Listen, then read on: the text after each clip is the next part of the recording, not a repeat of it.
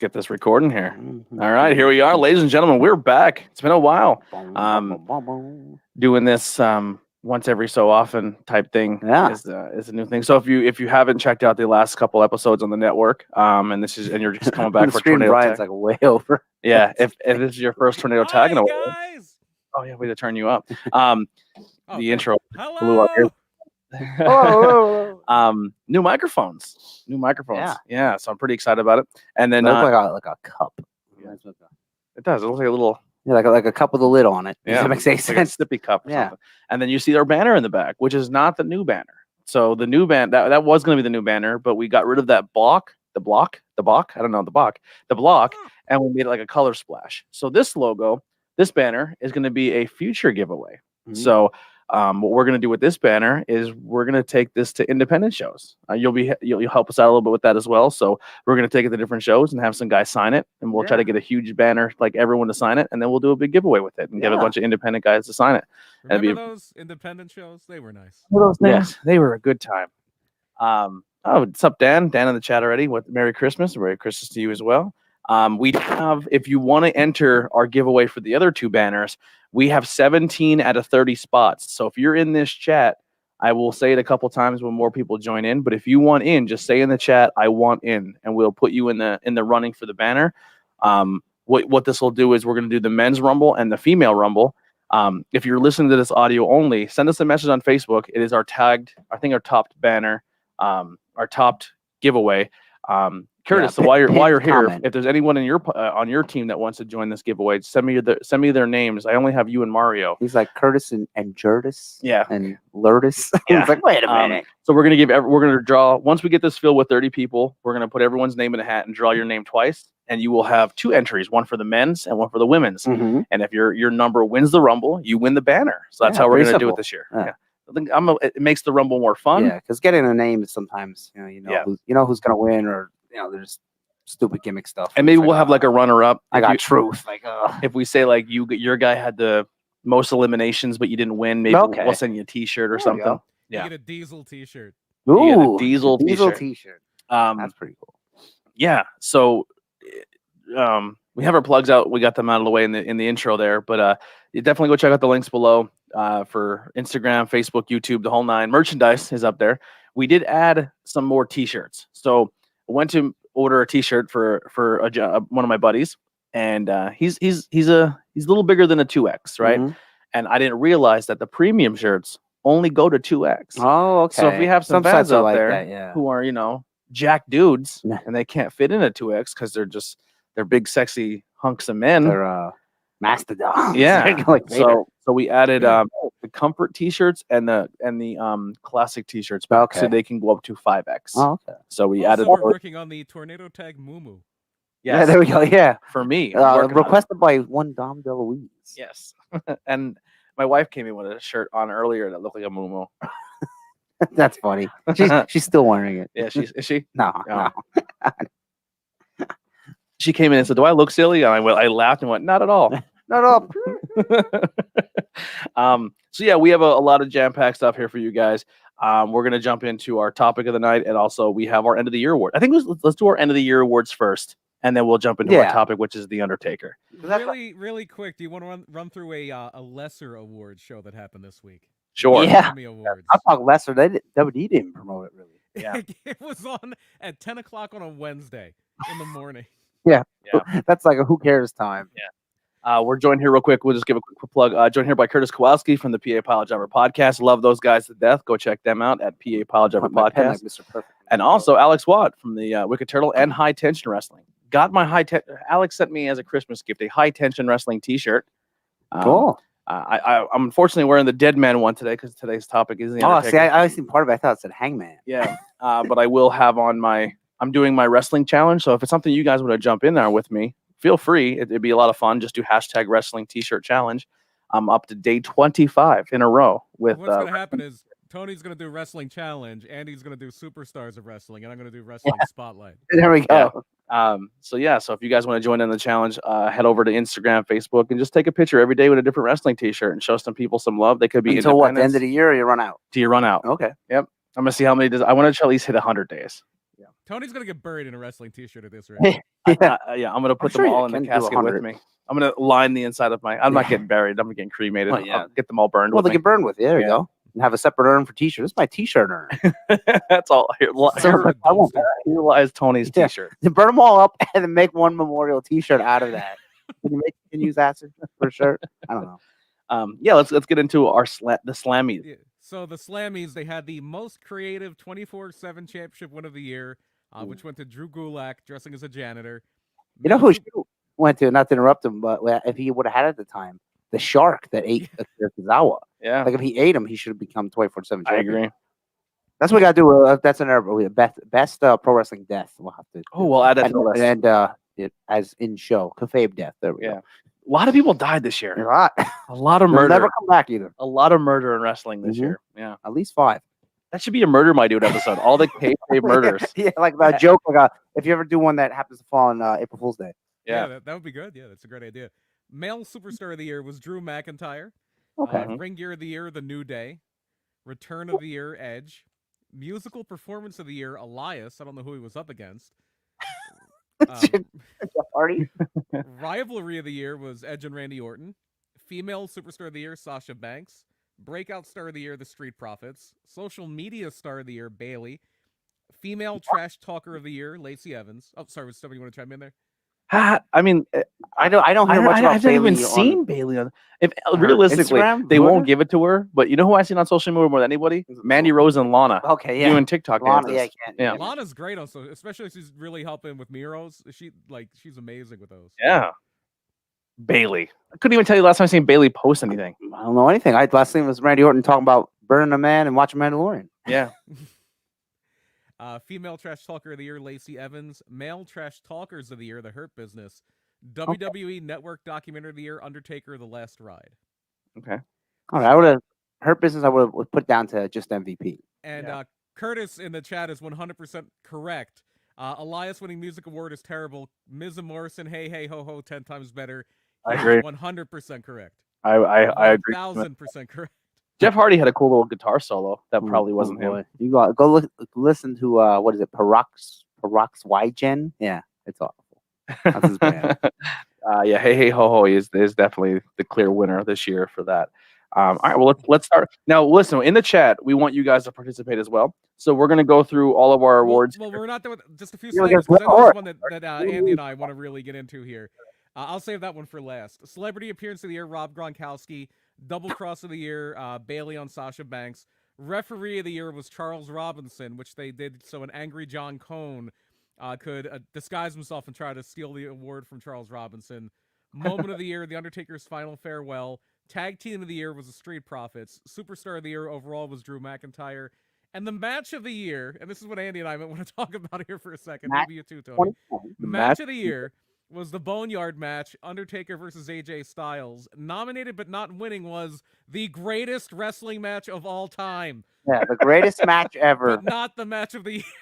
They didn't even make the match of the year. I bet you they didn't even think about that. No one said, maybe we should just make that match of the year. And just, we named it that. Yeah. That should win every year. The greatest.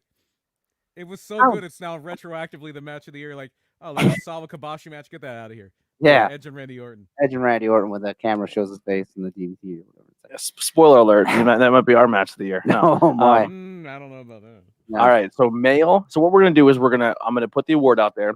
Everyone's going to pitch their case, and then we'll collectively agree on the winner. Sound good?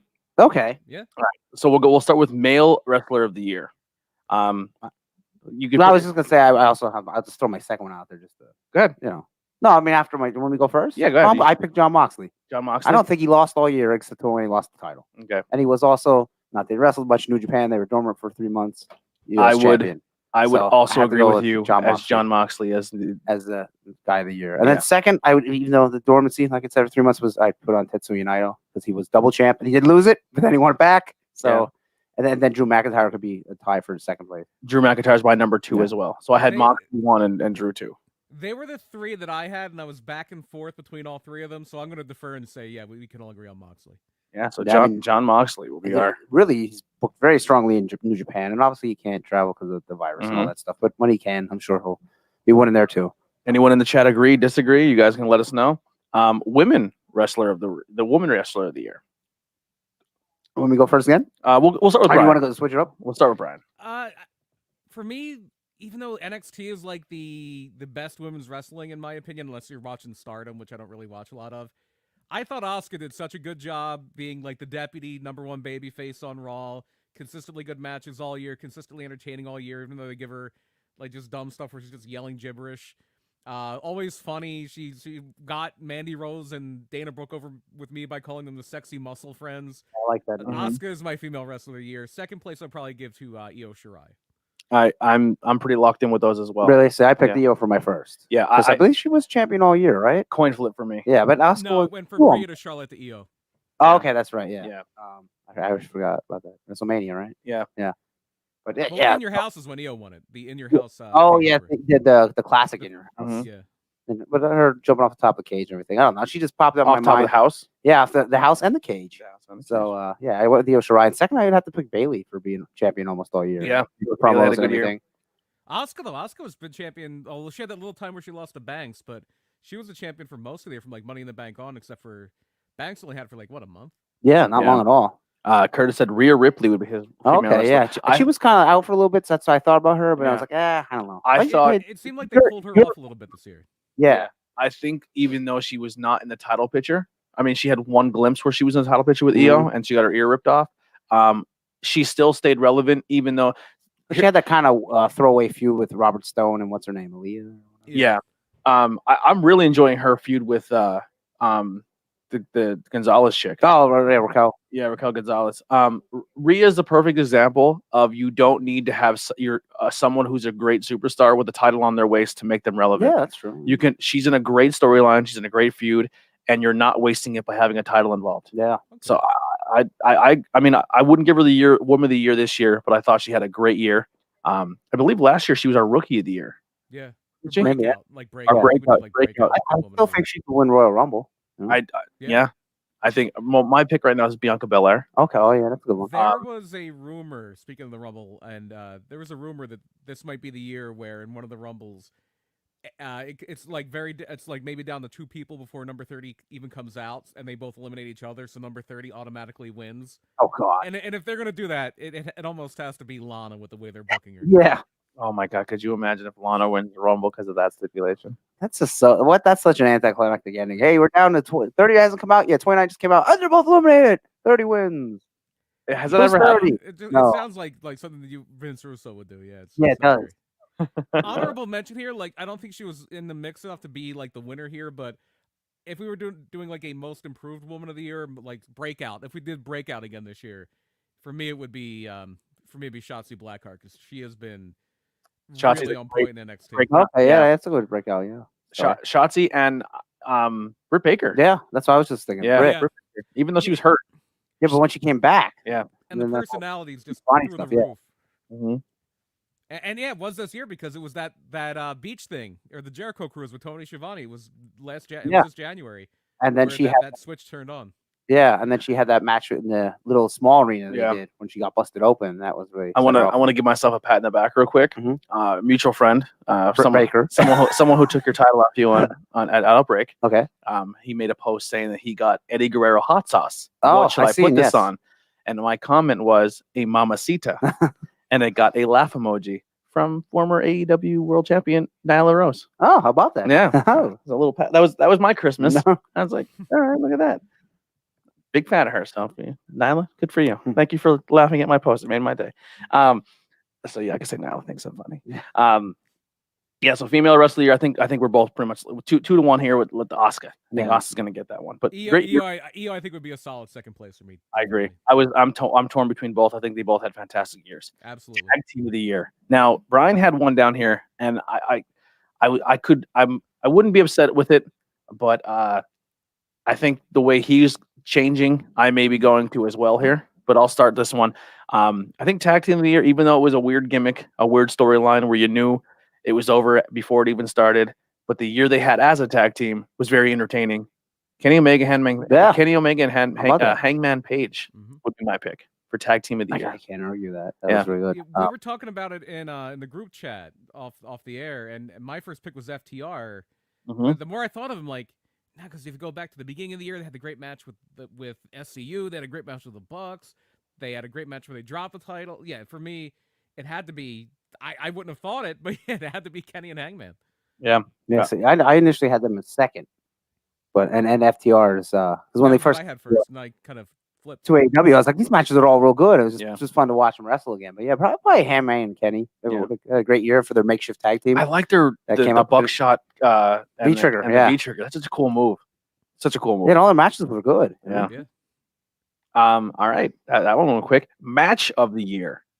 We'll start with you. Okay, best match here. So I go in the G1, Will Ospreay versus Kazuchika Okada. It was day 7, and it got 5.75 from Meltzer. Although there were some higher ones, but I thought this match was just awesome. For me, and this Will Ospreay didn't turn heel yet. So for me, I have not had a wrestling match that made me feel like this in a long time. Kyle O'Reilly, Finn okay, Balor. there you go. That's a good one. That was on my list. Wow, that match, goosebumps. I don't know what Meltzer gave it. I always like to give the Meltzer rating just to give people an idea. But that match was very good. My second one was I Hangman think versus Young Bucks. Meltzer might have given that one. Let me look it up. I'll look it up. Yeah. Brian, what would your pick for the match of the year? Going way back to the beginning, I still have. I didn't watch a lot of the G1. I kind of, I kind of lose pace with the G1 eventually. I'll get like the first few days in. I admittedly didn't see the Ospreay Okada match, so mine is still Okada Ibushi from night 1 at the Dome. Okay. Well, we got a little weird three-way tie here, so we'll circle back to this. If I will defer to Andy and go with Ospreay. There it is. You got to watch it. There was also Kota Ibushi versus Minoru Suzuki was really good, and then it was Curtis had a good one in the chat here. Walter and Ilya Dragunov from I knew NXT that. UK. And I heard that Noah match just happened with Go Shiozaki was really good. Yeah, I believe they had, UK had a really good women's match too that a lot of people are talking about. Like the next night, the next week. I didn't get to see it yet. But yeah. All right, we'll go with the G1 match there. That's with Ospreay. Cinematic match of the year. Yeah. So this was a very contest. year. There's only one I liked. there was like a couple I liked, but there was a lot this year. All right. We'll get into the worst too. I will go first. Okay. I would say the Boneyard match. The Boneyard match. See, that's I liked. I take that back. There were 2 I liked. I had that number 2. I still consider that a match because it was 2 people fighting. It wasn't like the Fiend Firefly match. But I'm going Stadium Stampede. I thought that was much more entertaining. I'm cool with that. I'm cool with that one as well. I mean, that was just so good. It was like 45 minutes or something like that. But so many guys in it. And I don't know. And that still felt like a fight. It didn't feel like the Firefly Funhouse match or lackluster like Dream versus Adam Cole in the movie lot. It sucked. It was better than I still like Money in the Bank. I'm sorry. Yo, when Dana Brooke slid, I mean, that wasn't legit bad. hit her head on the ground. I was like, oh my. The coolest part about the Dana Brooke slipping thing, the janitor in that scene is Bruce Pritchard's son, Kane, who the name Kane came from. Oh shit. Yeah, how about that? All right, so by the way, Finn Balor, Kyle O'Reilly. I gotta disagree with Big Dave here. It was 4.5. I think that's low. I think that's I give it 5. Yeah. Yeah, that's easy a 5. And they're going to wrestle again. I will say this: Stadium Stampede wins match of the year, and I'm cool with it because it's the only cinematic match T-shirt I own. Oh, okay. I have the winners and the losers. I have the losers shirt of the. I believe it might be the only cinematic match shirt there is. I think so. I don't think there's a tooth and nail one. No. outside of R-Truth, there's a lot of bad comedy in wrestling. The comedy in the Stadium Stampede really, really hit for me. I thought it was great. Yeah. Yeah. Jericho calling the play. I just think I think the cinematic match was a great way to send off Taker, like because he couldn't. Oh yeah. You know.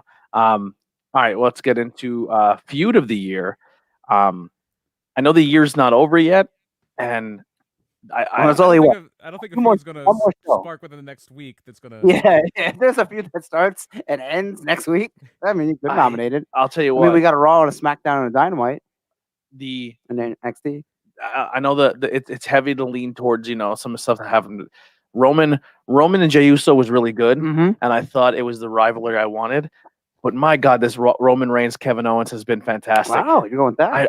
It's hard to say. Or another feud that's kind of been like. When I say one, you're gonna be like, oh yeah. I really it's against the Hurt Business. Yeah.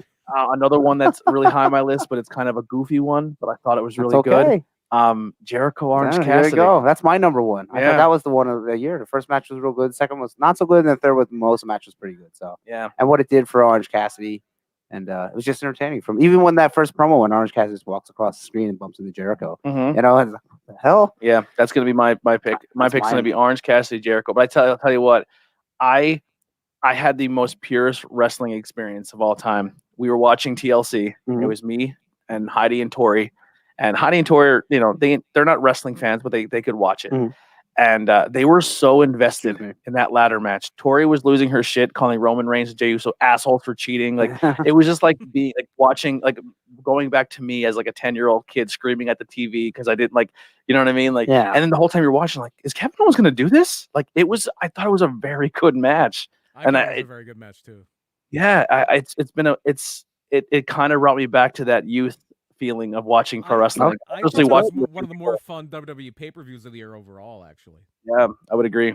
Yeah, Kevin Owens and Roman Reigns. I'm excited to see how that continues through the year. If it pays off to Roman winning a title, I mean You mean Kevin? Kevin winning a title because Yeah. his only title run was him winning it because Triple H handed it to him, and then Oh, yeah, I him forgot about and then that. him losing it Yeah. by getting squashed by Yeah, I Goldberg. think he was U.S. champ. Was he Intercontinental champ ever? No. I was think that was the first title he had, actually. I think he had Mhm. that. Yeah, didn't he lose it to Zack Ryder at that ladder match at WrestleMania? Was he the champ going into that? He may have been, or around that I time. don't know. Yeah, I know it for sure he was U.S. champion. Yeah. But man, if he lost to Zack Ryder. Curtis says Ripley and Gonzalez is. I like that. Okay, feud. you could pick that. I like yeah. that feud too. It's a good There feud. isn't a lot of feuds this year that really stand out. Like, Yeah. Mine was Roman and Uso, but I can get in with Orange and Jericho. That jacket getting more Yeah. orange by the week. Yeah. Kind of ridiculous. So stupid, but I liked it. Heel of the year. It's got to be Roman, right? Like It is. For it's me. what we always wanted. This guy was someone who we didn't want on our TV anymore, and then he turns heel, and we're like, we want more Roman. Yeah. The only reason I didn't pick him for number one is because when he first came back, we weren't really sure. Mm-hmm. Remember, we had the debate: is he bad guy? Is he good guy? Tyler's like, he's bad. I'm like, I don't know. But Tyler was saying it was good. Yeah, yeah. And I was like, I don't really know because he just came out and beat him up. He didn't really say anything. And then now he's heel. But I went with Bailey just because she was a great heel. She was very good. The Karen gimmick is fun.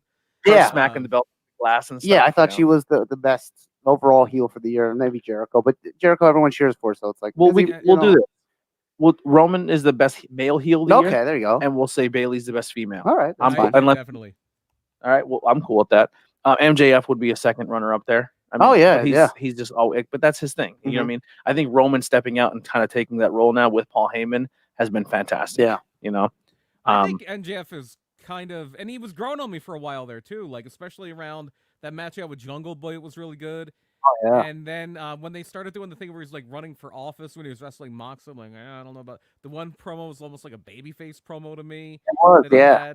And then just now it just seems like he's cooled off. Like it's gotten to like self-parody for me. Yeah. And then the babyface of the year. Babyface. Well, Orange Cassidy, easy for me. Orange. That's Cassidy, what I was trying to think, and I was like, Orange I Cassidy. don't know who else really. WWE, like, I guess you could say Drew. I don't know. Who would your women babyface be? It's tough. Asuka. I mean, Asuka.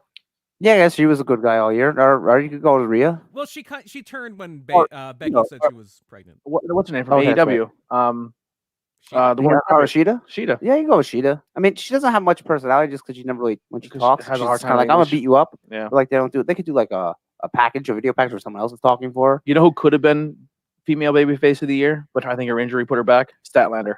Okay, yeah. I think she was on pace for a good breakout year. Yeah. Rhea Ripley could be a good babyface. Yeah. I mean, she was like kind of a steady one for NXT.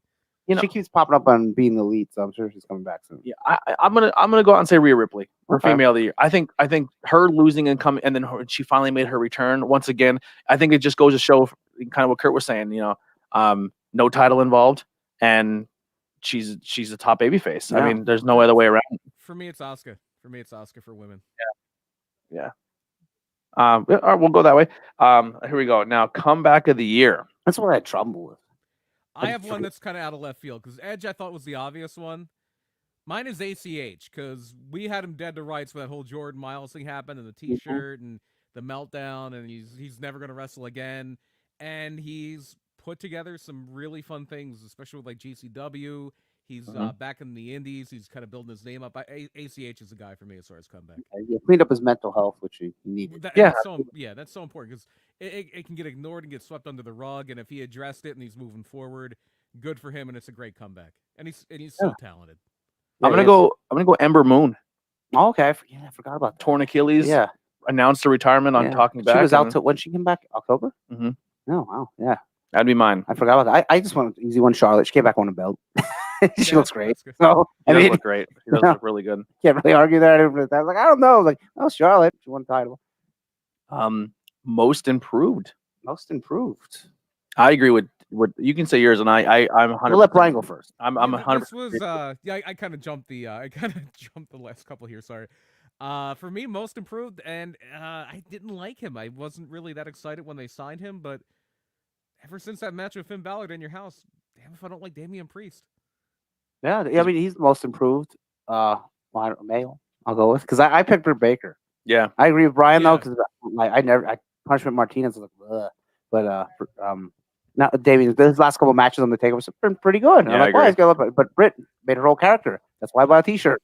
If you motivate me to buy a T-shirt, I mean something. When she got busted open, she was bloody and she turned heel and stuff with Tony. Something about a woman getting blood over her face. And is your rocket. Your rocket to the moon. Yeah, and then putting Reba/Rebel with her. Yeah, I just think the whole package is if we went with a male and female, if she wasn't her, she probably would have won the title at some point. And Curtis is right in the chat too. I think Raquel Gonzalez has grown leaps and bounds. If you saw her stuff like the Mae Young Classic and watch the matches she's having now, she's gotten a lot better. She should just come. Her and what's her name just need to have a tag team. Dakota Kai? No, her and Sonya Deville. Sonya Deville. Oh, they look like she's the evolved form of Sonya. She's evolved. Yeah. Supposedly she's looking to possibly come back 2021. Her Sonya Deville. Try again. Yeah. She's been more active on social media again. Oh, good. She's doing some stuff. Yeah, she's getting more confident. She's looking into acting too a little bit. That has changed. She was really wanting to be Batwoman. Yeah. But like, I don't know if you really could. I mean, if you're a brand new actor, like I know a lot about Wolverine, but you don't want to hire me for Wolverine movies. No. I wouldn't do a great job. Rookie of the year. I had to think about this one. I was like, I don't know. I want the guy that I noticed just this year. So NXT guy, Austin Theory, because he's really good, and he's only like 21 or 22. Yeah, he was an Evolve guy, but he was like Evolve champion before that. But didn't he come back Was he the year before? I don't know. I thought he came with Seth Rollins first. Remember he was on Raw for like a hot minute with Seth Rollins. Yeah, and he like disappeared. Brendan Vink, yeah. Yeah. So what happened to that guy? So I don't know. Just based off of that NXT, I'm like, this guy's really good. I mean, just a couple of people you could have went with. I'm gonna go with a guy who I think a lot of people thought was it was silly. Yeah, they didn't think he was gonna do anything. Drake Maverick. And he's probably one of the best promos in wrestling right now. I'm gonna go with Pat. And he's a genuine rookie. He's a literal rookie. I didn't go with him because he's not a full-time wrestler. He's working hard. I know. Yeah, he's doing a lot. But I felt the award should go to a wrestler, not a guy that just coming in for a couple days. Yeah, I mean he was there for a lot of TVs, but he didn't wrestle as much. Wrestled twice. Yeah, but what he didn't do in the ring, he made up on the mic. Yeah. I mean, sometimes his promo's a little long-winded, and you're like, all right, wrap this up. Yeah. I'm cool with either one, Austin Theory or Pat McAfee for that. Who did you? One's an actual wrestler, one's an actual rookie. But yeah, let's go to the actual wrestler, Austin Theory, even though he's what about I wouldn't behind-the-scenes stuff that might be a problem, but I wouldn't say Otis for Rookie of the Year because he's been around for a while. They were in NXT, like 2 years ago? Right? I would say if Orange Cassidy didn't have the year he had, Otis could have been a breakout. But I mean, maybe. I thought you were going to say rookie, like Orange Cassidy's been wrestling for like a decade. Otis had a breakout and then it hit a wall. Yeah, and then that was it. And it's probably gonna be it for him. He's gonna be bushwhacker territory for the rest of his career. He could have easily been in the later category we have coming up. Oh my god! Best world champion of the year, Otis wins it at brand of the year. Otis. No, Otis. Oh god. Otis. It's definitely not the Robert Stone brand. Are you? Yeah. No, oh my god, no. You can say company, promotion, federation. I went with AEW all around, probably the best for how they handled their shows during the pandemic and everything, and just who gave consistent content that was enjoyable. AEW. I would agree. I would separate. It was hard between AEW and NXT because I think NXT didn't do anything that like made me like this is just really bad, and that happened a few times Yeah. with AEW. But AEW had much higher highs, so for me, it's definitely AEW's. AEW gets a sweep there, I think. NXT, I would remove NXT from the Okay, WWE brand because they don't even treat it like it's the same. Because Yeah. they said the match of the year and didn't even talk any. And then NXT is its own awards. Yeah, So if they usually do their own. if they're treating it separately, so am I. Yeah. NXT would be number 2. Raw and SmackDown aren't even on the radar. Yeah. Um, I would put that NXT number 2. With New Japan, that was a distant third, only because they were closed from what was it, March until July. I mean, the only things that really make AEW for me stand above NXT. I think NXT did a great job promoting what they had, making what they had better, and staying consistent. But AEW had that big match, that big feeling when bringing guys like Miro in and bringing guys like Sting in and Jake the Snake and bringing these and using the legends properly, and not bringing them in and being world champions. Used to treat Brady like a cat. I see what you're saying. Yeah. I don't know. I just thought AEW was the. You say what's the best show overall is Dynamite. So yeah.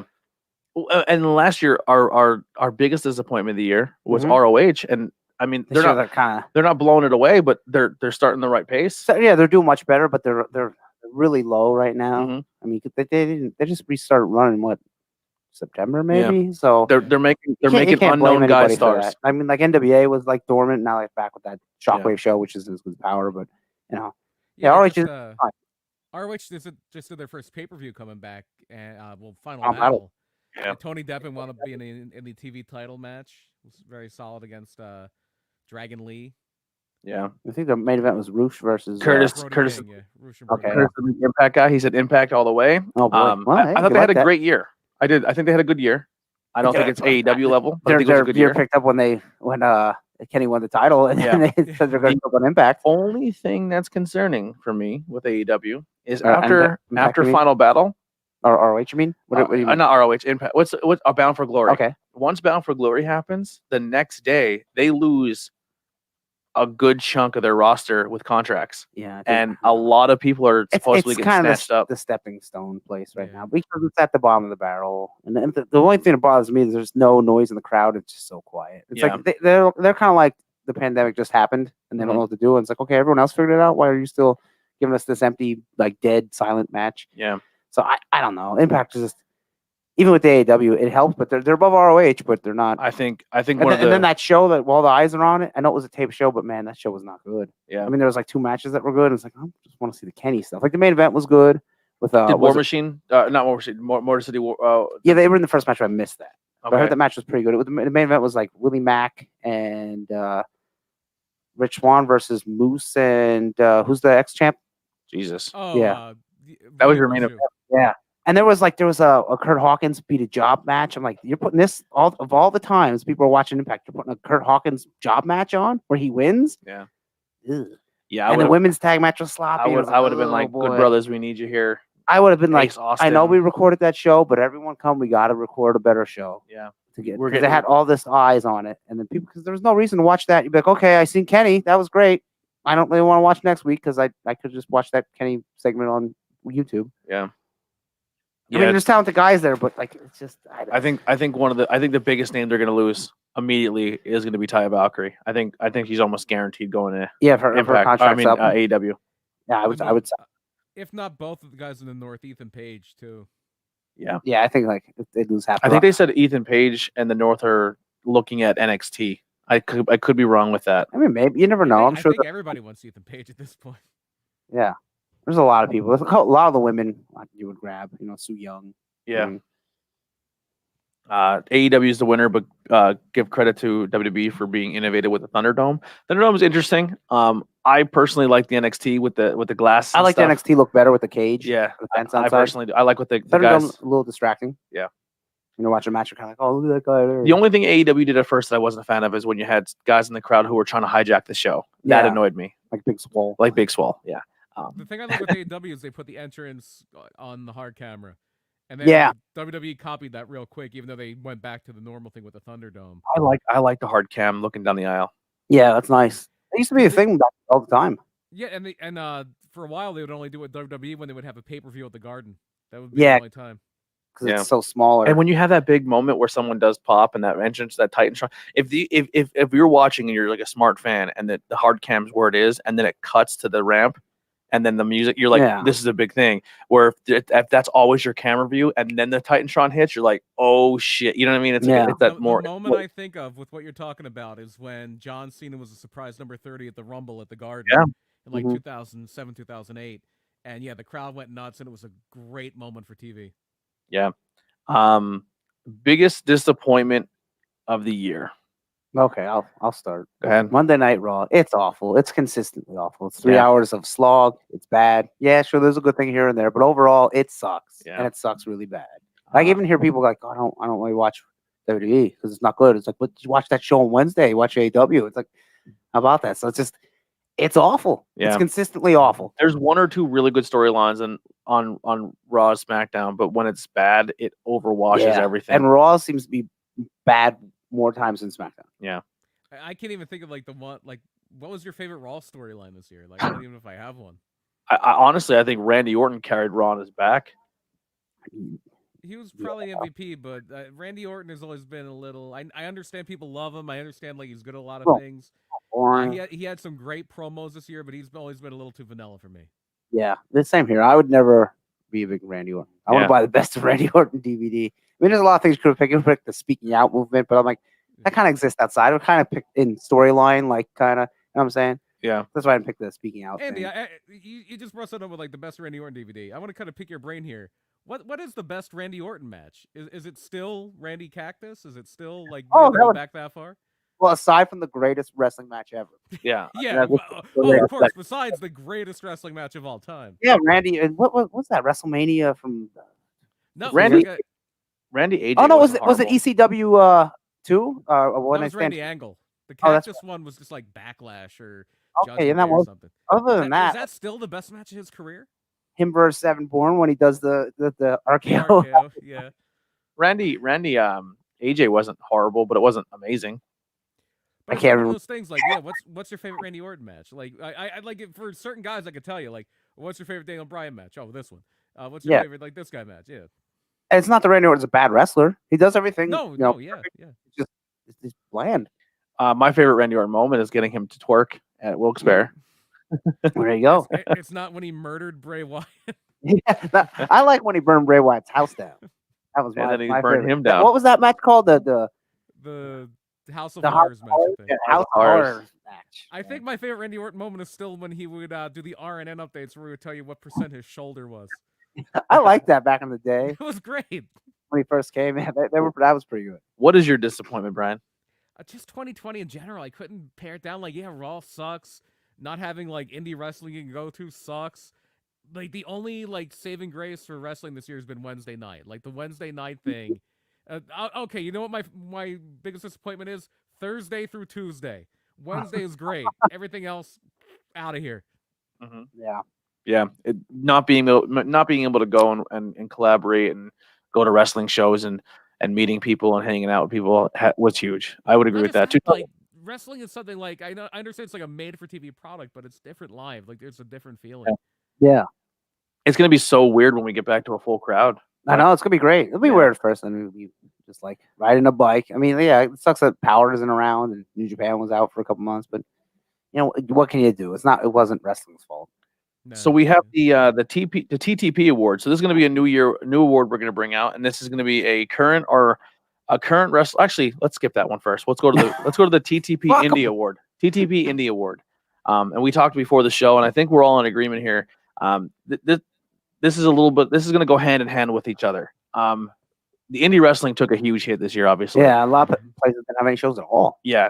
And there has been a really big shining star when it comes to the indie scene. And I'm going to give credit to one, but then give our winner. But I think they go hand in hand. For me, one of the biggest things this year is IWTV. Independent Wrestling TV has Former been Powerbomb.tv has been fantastic. If you want to stay current with wrestling and independent,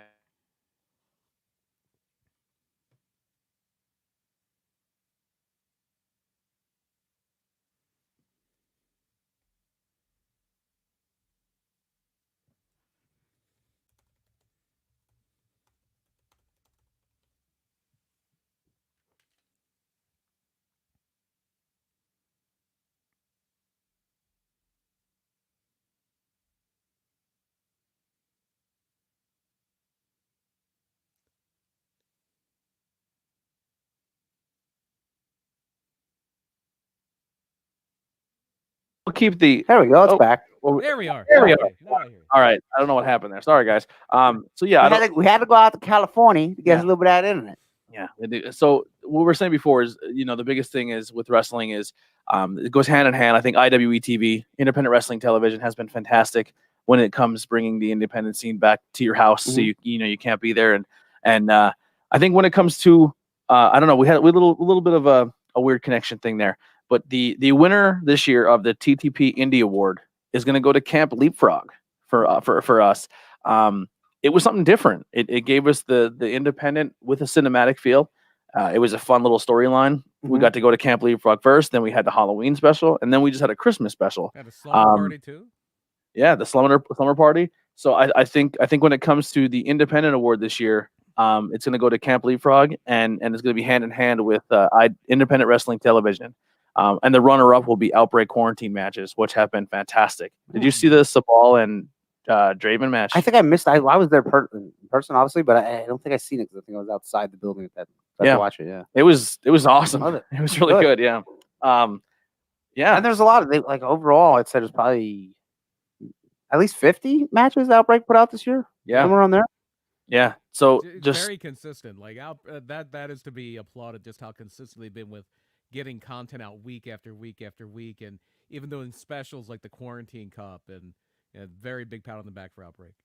Yeah, they both all those three companies just alone. I know like PPW is doing the best of PPW. GCW has been doing great things, but for me, just I think Camp Leapfrog really stood out, and just Camp Leapfrog turned me on to independent wrestling TV and made me a fan, and made me be a subscriber. So it's one hand feeds the other. And if you are a PPW fan and you are kind of missing, and we all are here, obviously. Well, Andy works for PPW, so maybe not a fan, but we're all fans here. And if you're kind of missing some people there, just to kind of run through some stuff that Camp Leapfrog just did with their latest show, Christmas Trios, that came out on Christmas Eve.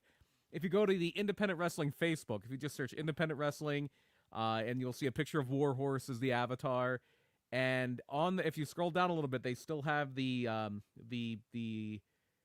Open Swim. I couldn't remember what they called their pre-show. The Open Swim, where you'll see Cheeseburger, ROH alumnus, against the Whisper on the Open Swim. You don't have to subscribe to anything for this.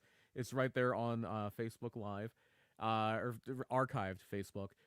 There's an interview with Big Calix, who was a guy who was a big part of the Halloween special. He has a nice Phillies jersey on that thing.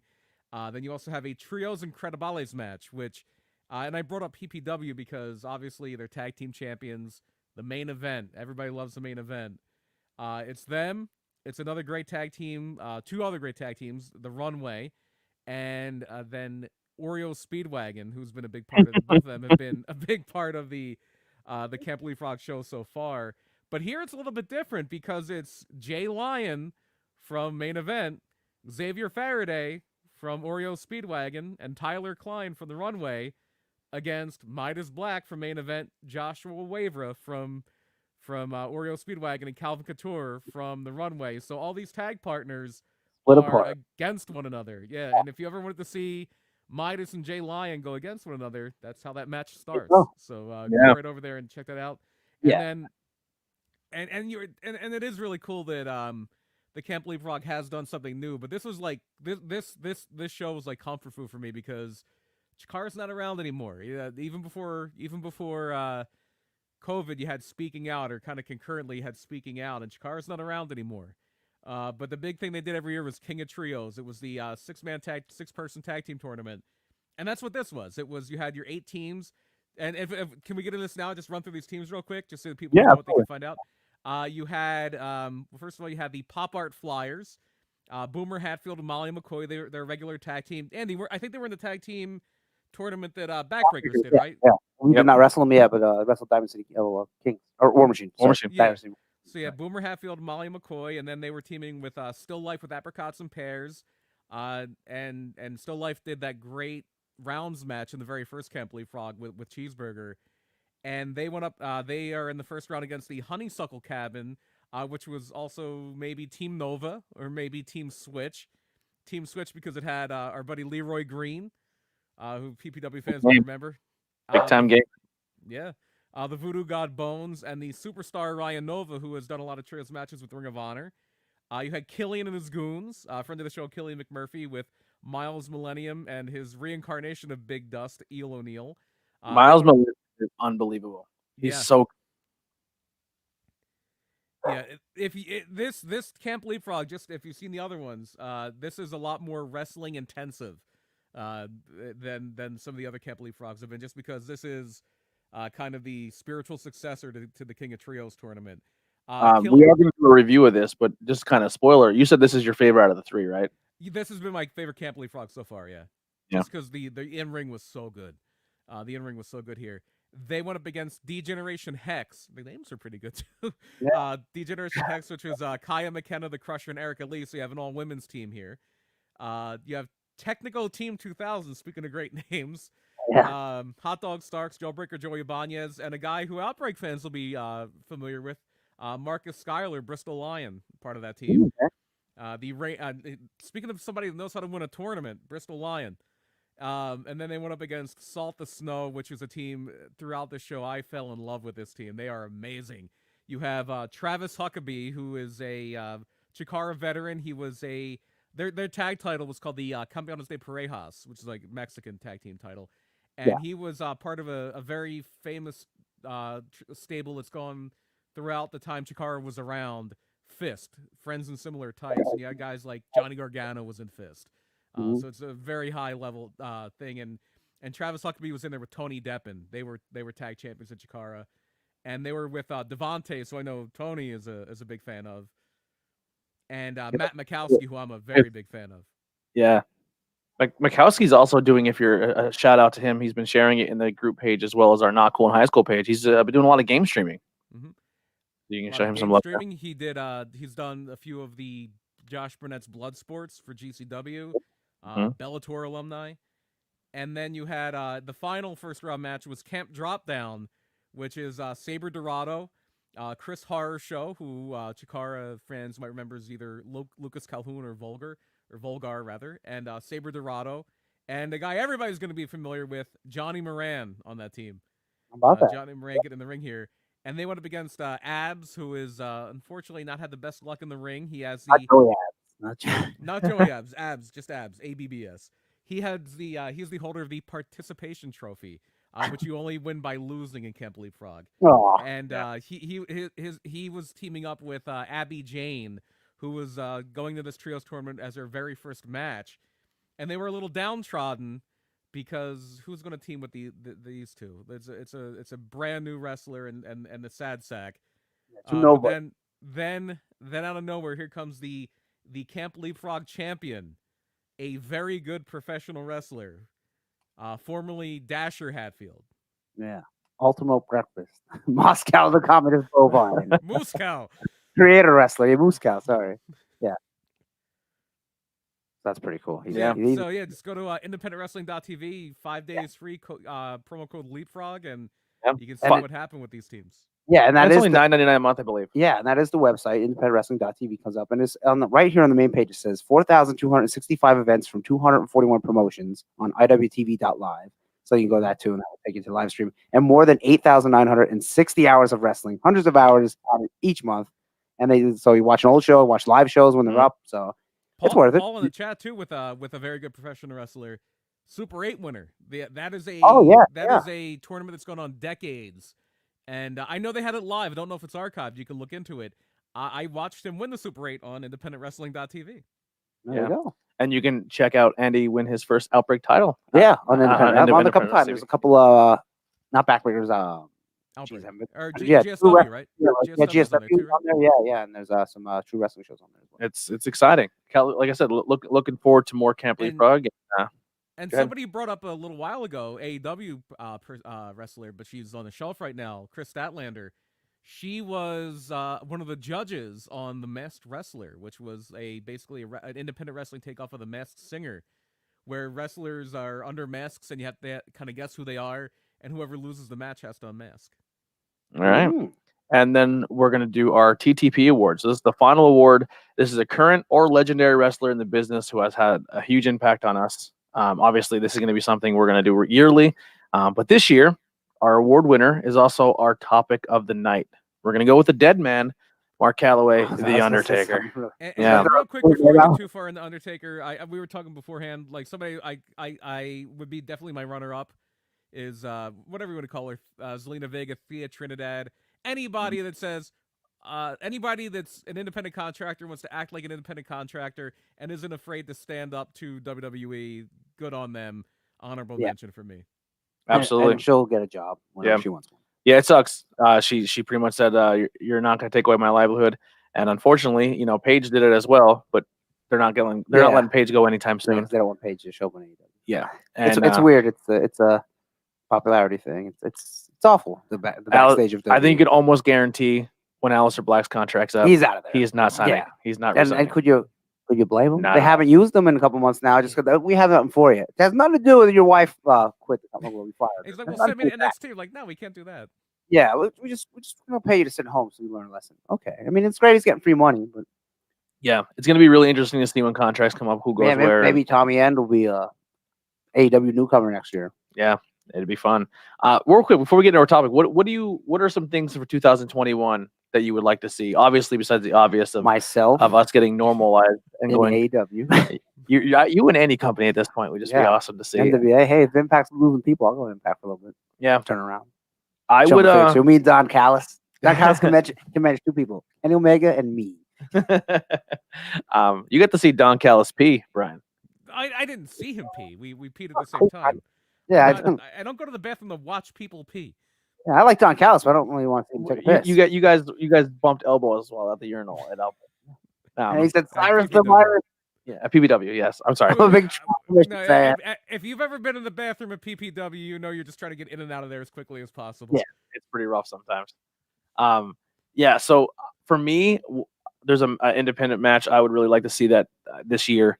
They've been promoting it on their social medias a lot, and it's one half of Blue and Gold. Oh yeah. Almost said his real name, Matt Turner. Matt Turner. Versus Deshaun There Pratt. you go. I want to see that match. Yeah. I think it'd be awesome to watch. Yeah, it would be good. Yeah. I'd watch. Deshaun Pratt versus Matt Turner. So if anyone can book that, please. Yeah, once we get some shows running again and rolling. So I want to, and if it's booked, I would like to be there. There you go. I would like to be there. I think that would be a unbelievable match. Xavier Woods had a big year this past year, and a big year. Well, he missed a lot of He was this year hurt. due to his injury. Yeah. Yeah. Out of the ring, he had a big year. Out of the ring, he had a big year, and he's going to be part of the reboot at G4, which is going to be huge for him. There's another guy who may leave when his contract's up, not necessarily go to AEW or anything, but just maybe to do outside bit. Yeah, he might retire. He might. Yeah, and just do video games. Just wrestle now and then. Yeah. Yeah. And if they did, I mean, he's definitely left his impact as a Hall of Famer. Just And with he New also Day. left Impact too. Yeah. At one point. Just New Day alone. Almost everybody has. Yeah, we told you what his gimmick See, was. Andy, you do have to go to Impact just so you can leave. Apollo Creed. Yeah, he was Apollo Creed's son. Yeah. Consequences Creed. Well, his real name's Austin Creed. Here's how you might know him, Tony. He would wrestle because at one point the TNA, at that point it was still TNA, the tag team champions. Was it Ron Killings? Was it the Truth? And I think it was him, and I know it was Pac-Man Jones, the football player. Yeah, Oh my God. he was TNA tag team champion. Yeah, and Pac-Man, he could be the champion, but he couldn't actually wrestle. Like, he couldn't do anything physical because of his football contract. So the Consequences Creed came in as his stand-in, basically, that would wrestle for him, even though he was the tag team champion. He was really good at fighting in bathrooms. Didn't he beat up some chick in a bathroom in a hotel? Pac-Man Jones? Oh boy. He was a problem. All right, so let's get into our topic tonight. That was our year to the end of the year awards. Under for the year awards. 2020. Hope you guys Who knows enjoyed what them. 2012. Actually, before I flip my notebook here, You know what I did want to do? I want to do these things because the post wrestling does. And I totally forgot right now. It was things that will happen in 2021. You either say likely or unlikely. Likely to say Edge wins the world title, and then we all say it, and then we go back and look at it. I totally forgot. yeah, So we could do that on the page. yeah, we'll We do could something like like something on that. the page. So before we go through, I have 17 spots out of 30 filled for our giveaway for our banner. So if you want in, 13 spots left. I believe my math is correct. I'll Yeah. do some Howard math. Howard So you math. take 17, right? And then you subtract that from 30, all right? But that's hard because it's 7 minus 0. You're like, how do I take 7 from 0? yeah. So you just drop the 7. Yeah, we got like that. Well, then it was dropped. Hold on. We got ahead of ourselves. Anyway, we got 13 spots. Yeah, so 13. So if you want to be in this, just say I'm in. in the chat, and we will add you to the list of the giveaway winners. So, and even if you're not sure if you're in or not, you can say it, and I'll double check the list and get you in. Whoa. But yeah, so that'll for our giveaway, and then we have some really cool stuff planned for this banner that's behind Andy. This is gonna be possibly a giveaway in the very far future. So we have something cool with that one. So that's not officially our banner. We have another banner coming in, but we're gonna do something really really cool with that one. So keep an eye on that. Yeah. So let's get into Toga the party. That's what we're doing with it. We're doing Toga Party. WrestleMania. What was that? 9? 9. Yes. The greatest WrestleMania of all time. That's what they would call that. WrestleMania 9, the greatest WrestleMania ever. Turned out it was one of the worst. Yes, it was. Shocker, right? Yeah. Anyway. All right. The Undertaker. We are Don't. down to 11 spots. Brian and Chris from PA Pile Driver are in. Ryan in. Brian and Chris. We got Brian Knobs and Chris Jarrett. Harris. And Chris Harris from America's Most Wanted. And Braden Walker. And Braden No, Walker. He's out. Knock. He's there. Braden Walker. I feel like if a pile driver guy wins it, they're gonna drop it in the trash can. And burn it. Like Medusa. They're gonna Medusa us. No, I'm joking. Who just They're posted that stacking, up, picture. they're stacking up the numbers too. It's like the Nexus in that one Royal Rumble when they just throw everybody out. It's like in the Lions here. I'm trying to open up my page here, Fred. But let's start with the Undertaker, Brian. If you want to kick us off. The Undertaker, obviously recently retired, storied career, 30 years in WWE. Here's the thing you might not know about the Undertaker. He's not actually dead. He's actually a living, breathing man named Mark Calloway, from the great state of Texas. And born as far as March 24th. Sorry, cut you off. March 24th, 1965. And he's now retired. He's under contract right now with WWE, and he's regarded as one of the greatest wrestler. I'm just reading from Wikipedia real quick. He's regarded as one of the best wrestlers of all time. Undertaker is a 7-time World Wrestling Federation champion and has held the World WWE Championship 4 times and the World Heavyweight Championship 3 times. Really, 4 WWE. I'm trying to think. Oh yeah. Wait a minute. We'll go through it. Yeah. Beat Hogan. Beat And Hogan. he beat Diesel. He beat Sid. Or maybe beat Steve. Yeah. And then he beat Steve Austin. Sid. He beat Austin. Okay. Yeah. Okay. Yeah, so that'd be 4. Now for the world title, I think it was Mark Wait, Henry. when did he beat Diesel? When did he beat Diesel? Oh yeah, he didn't beat Diesel. What am I saying? He must have won one later. Yeah. I don't know. We'll get. I was thinking that one WrestleMania, Diesel. It was Diesel Sid as the main event, was it? No, it was Diesel. It was Undertaker and Sid was the main event, and Brett and Austin was like the undercard. What about the year before that? Wasn't The there? year before that was Undertaker and Diesel, and then it was Brett and Shawn in the Iron Man match. Okay, yeah, I'm thinking Undertaker Sid. Never mind. That was when he had the gray gloves again. He came back with the gray gloves, even though he was doing like the crushed velvet Undertaker at that point. Yeah, the purple gloves.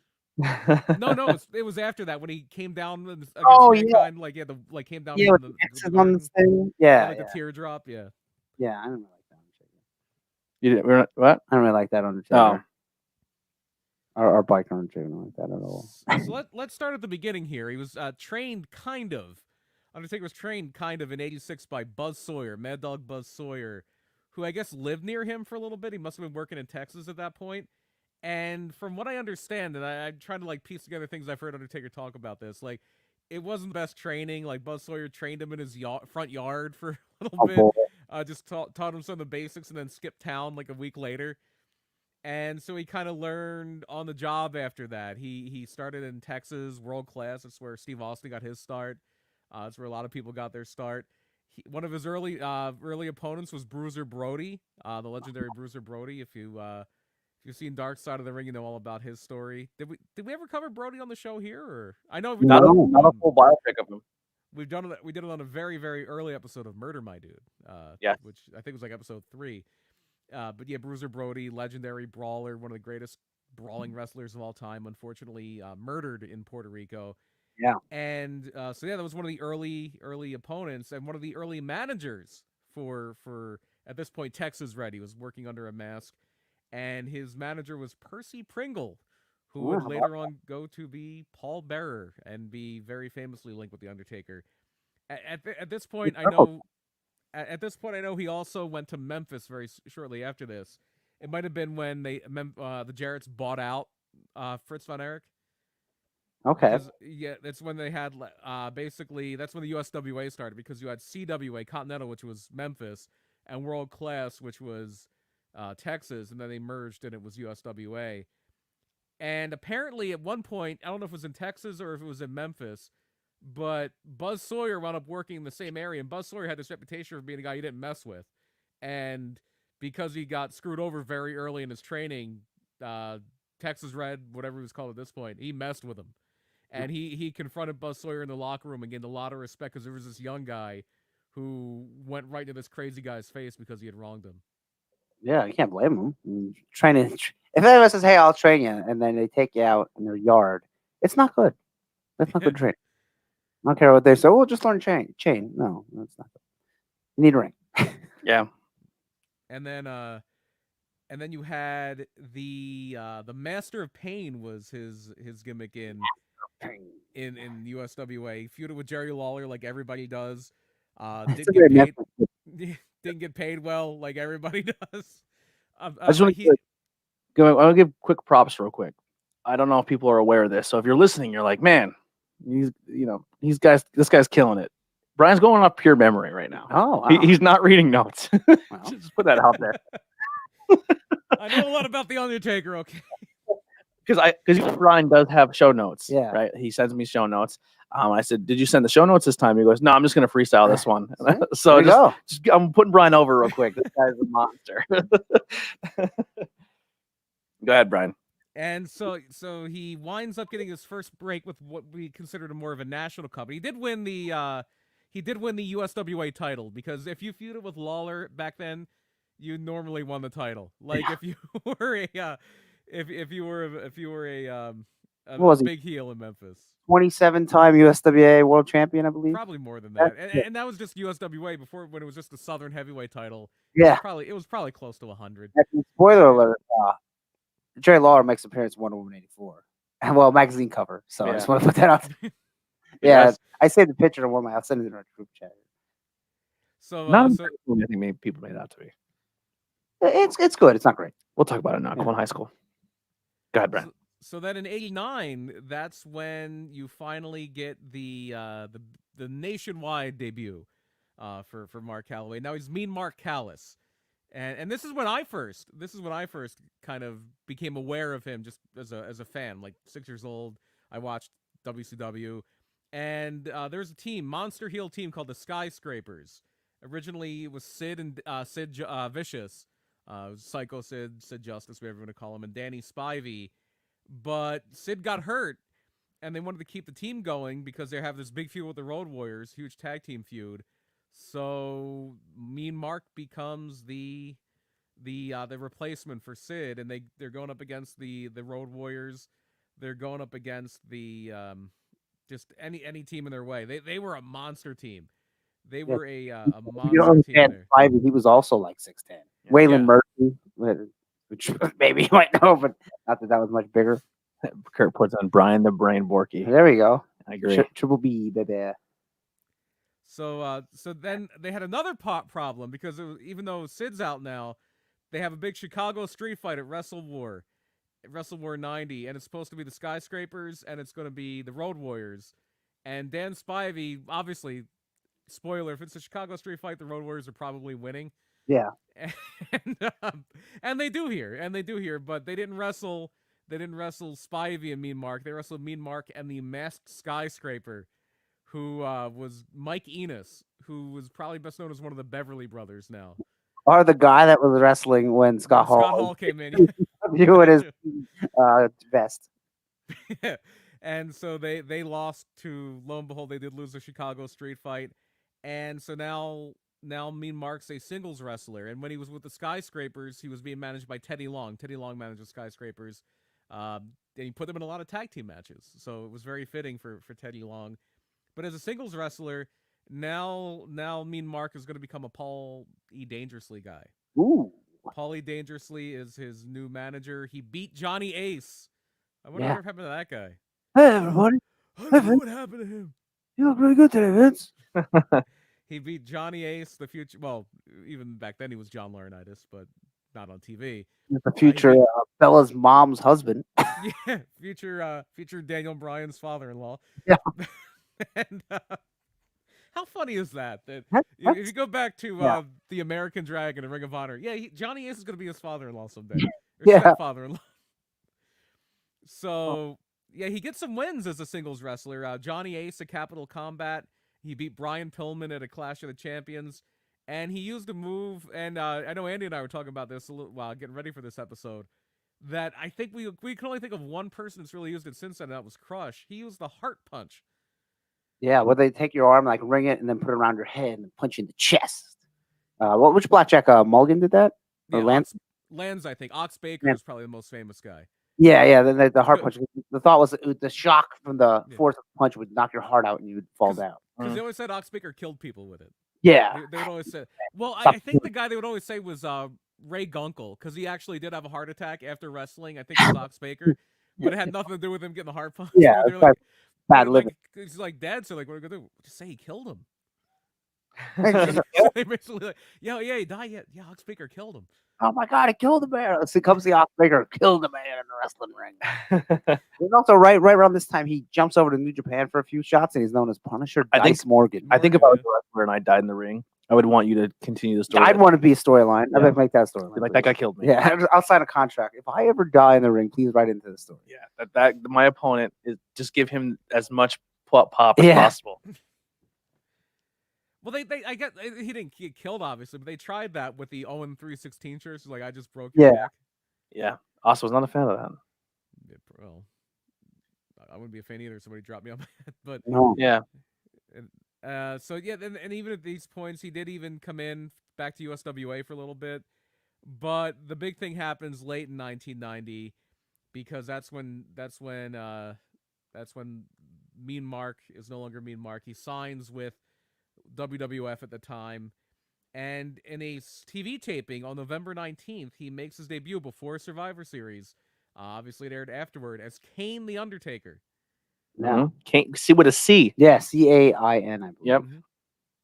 And he officially debuts at the 1990 Survivor Series, which we covered in depth a few episodes ago, back in November, October. Look at the ham hocks on that. Look at the size of that ham hock. Look at the size of that ham hock. Yeah. Good old Roddy Piper. What did that? I know we talked a little bit about it. We'll touch on it one more time. What did that debut do for you as a wrestling fan as a kid? I seen it in tape, obviously, later Yeah, on. I didn't watch the show live. Yeah. I didn't like it. I was like, well, this guy can't be stopped. So as a kid, I was like, I don't like that. You know? Really? Yeah. I didn't like the guys that are just like, well, if they can't be hurt, then what's the point? They're just gonna win. Yeah. I just remember seeing him and like, what the fuck? Yeah. Like, It was cool though. I was very invested at the time. I was like, man, I'll admit, I was 7. It was kind of scary. Like, you're not 100% on the up and up. Yeah. On what wrestling is. And I remembered Mean Mark. I'm like, did he die? Is he Nah. Because I knew it was Mean Mark, but I'm like, is he dead? Because they put a little bit of makeup and stuff on his face, you know. And then Yeah, he had like purple on his eyes, so he looked, and he didn't have all the tattoos yet. Yeah. So he looked really dead. Ted DiBiase brought him out as his insurance policy. and he was with Bruce Pritchard. Yeah. So Brother Love. not only did Undertaker is down as one of the greatest wrestlers of all time, but a lot has spawned from this character as well when it comes to people who have managed him, people who have been in contact with him, people who have then teamed with him. Like there's been a lot of growth just from this one character. A lot of side branches. Yeah. And for a while there, like a lot of guys, especially monster heels like that, back in the day, they would just have you beat jobbers on TV for 6 months, and that's what they did here. He took a lot of his character from Michael Myers from the Halloween movies. He did the sit up, like you would beat him down, he would just sit up. The head snap thing when like they on the side, look at him like that, Mhm. you know. And then he used to, what I like when he beat somebody, put him in a body bag. Yeah. You know, so that was pretty early cool. on. And the whole eye roll thing was improv. Oh, really? Yeah, he was. I think he was wrestling Jake. He was wrestling somebody, and He he was threw. doing it well before he wrestled Jake. Yeah, you're right. Yeah, he threw the guy in the corner, and because I was watching this on the When he did documentary, that choke thing, and he was choking him, and the camera was on him. He just looked at the camera. When the camera was like there, he would just kind of rolled his eyes in the back of his head and was looking like crazy.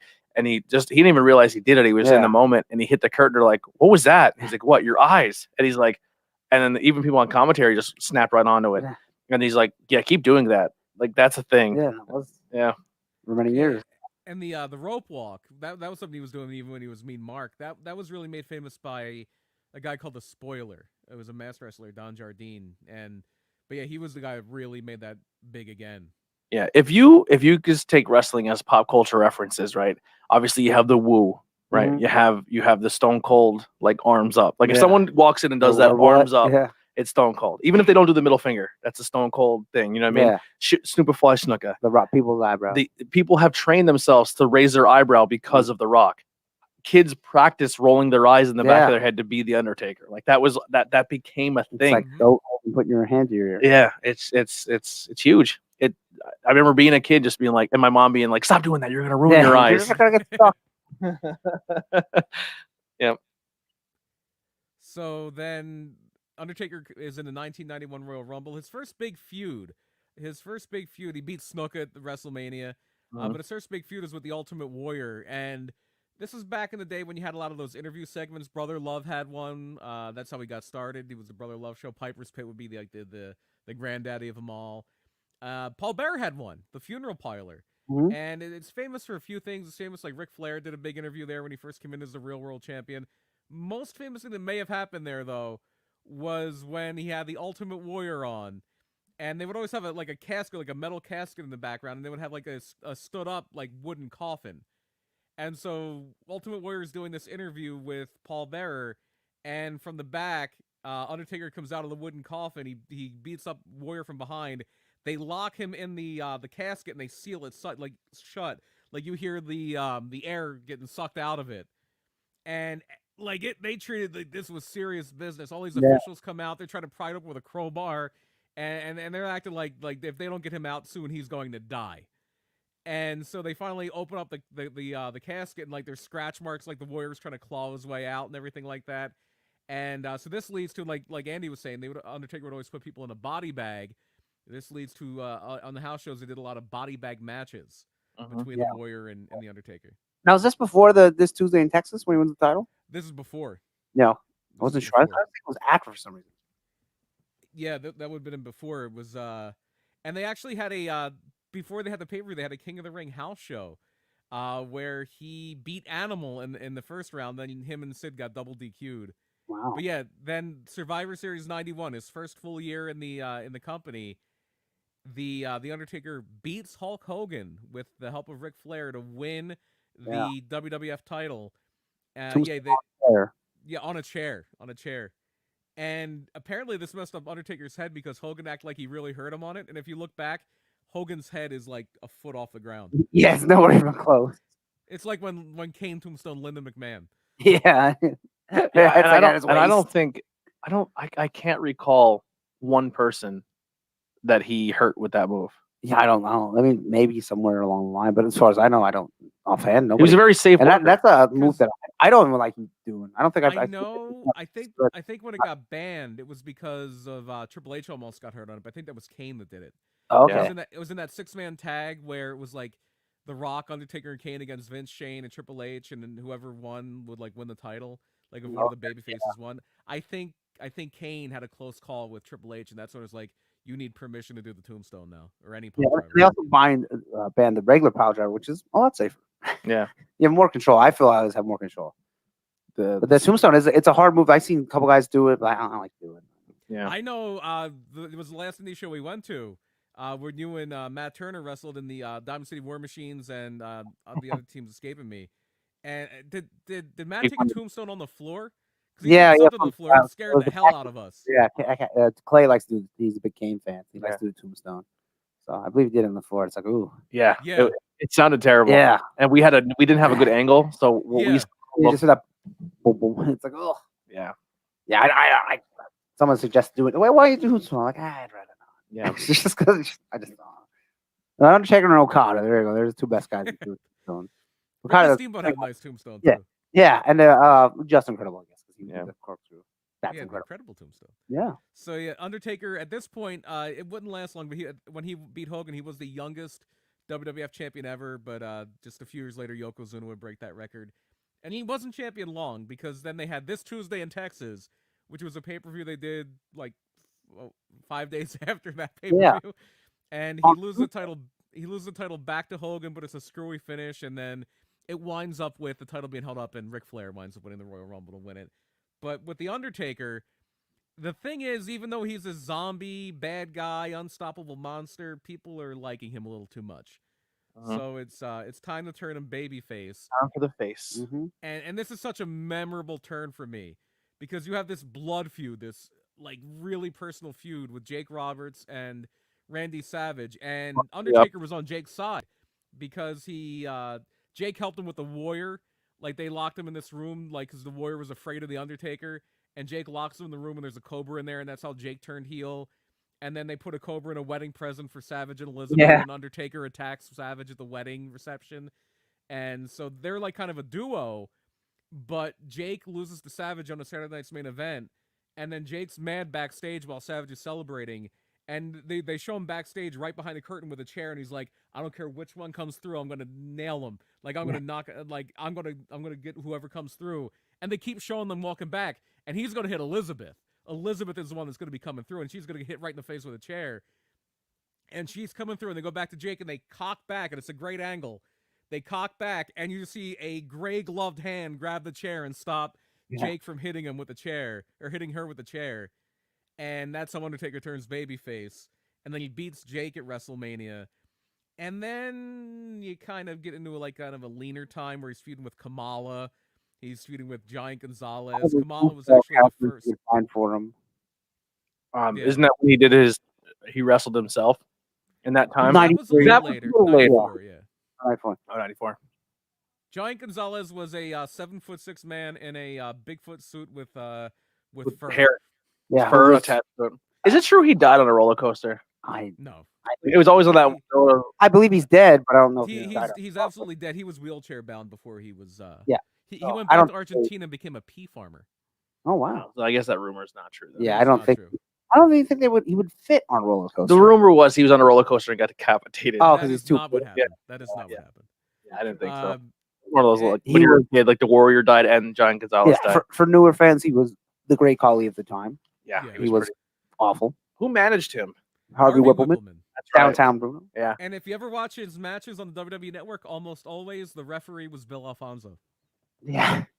Oh, because he can speak to him, right? He could speak Spanish. He was bilingual. Come on, Dad. Come on. And he was also like a lot of the bigger guys like that at the time. They had handlers like Tim White, the guy who was a referee for a long time in WWF.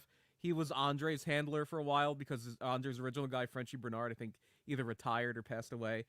But yeah, so he was like basically Gonzalez's right-hand man. Yeah.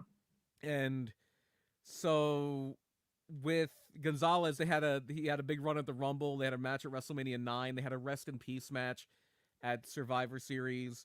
But then as you come around into 1994, it's Undertaker's getting back in the title picture. Yokozuna's a champion. So they have in January 94, they have a casket match at the Rumble. And Undertaker's wanting to take some time off at this point. So he's going to take most of the first half of 1994 off.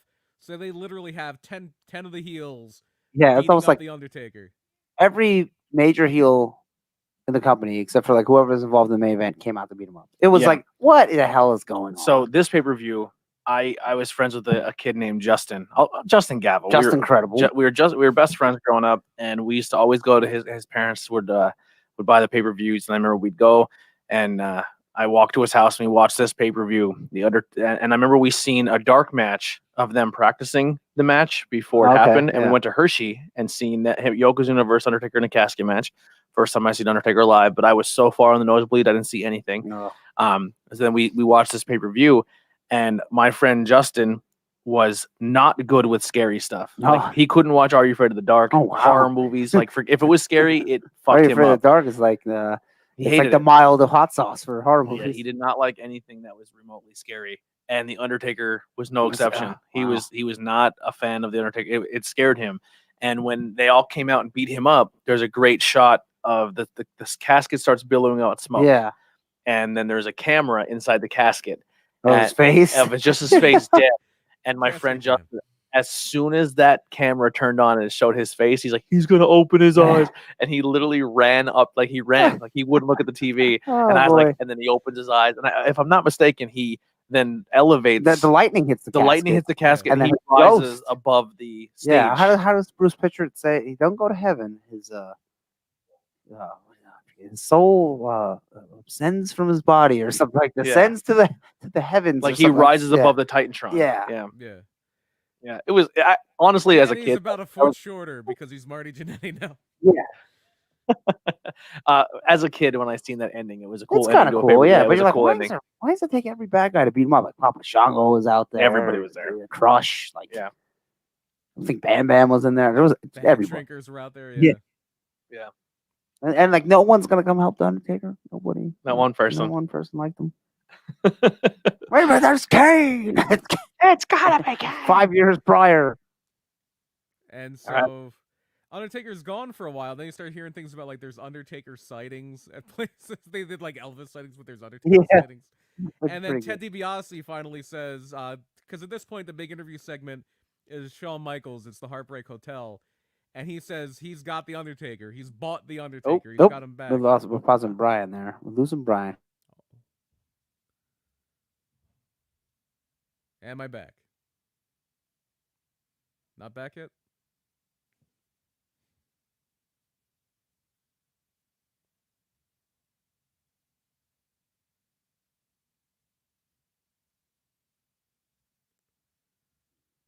Anything?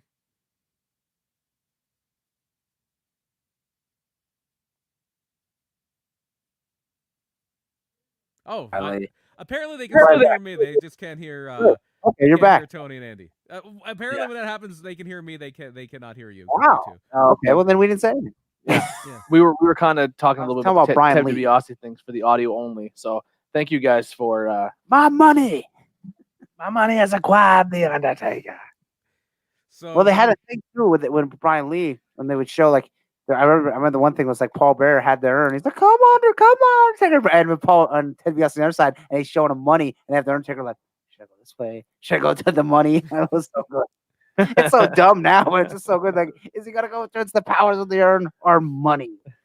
And then they had two older actors, Leslie Nielsen, famously Frank Drebin from the Naked Gun movies, and then George Kennedy, and they were trying to find the Undertaker. They were like the investigators. Yeah, that whole SummerSlam or is it Survivor Series?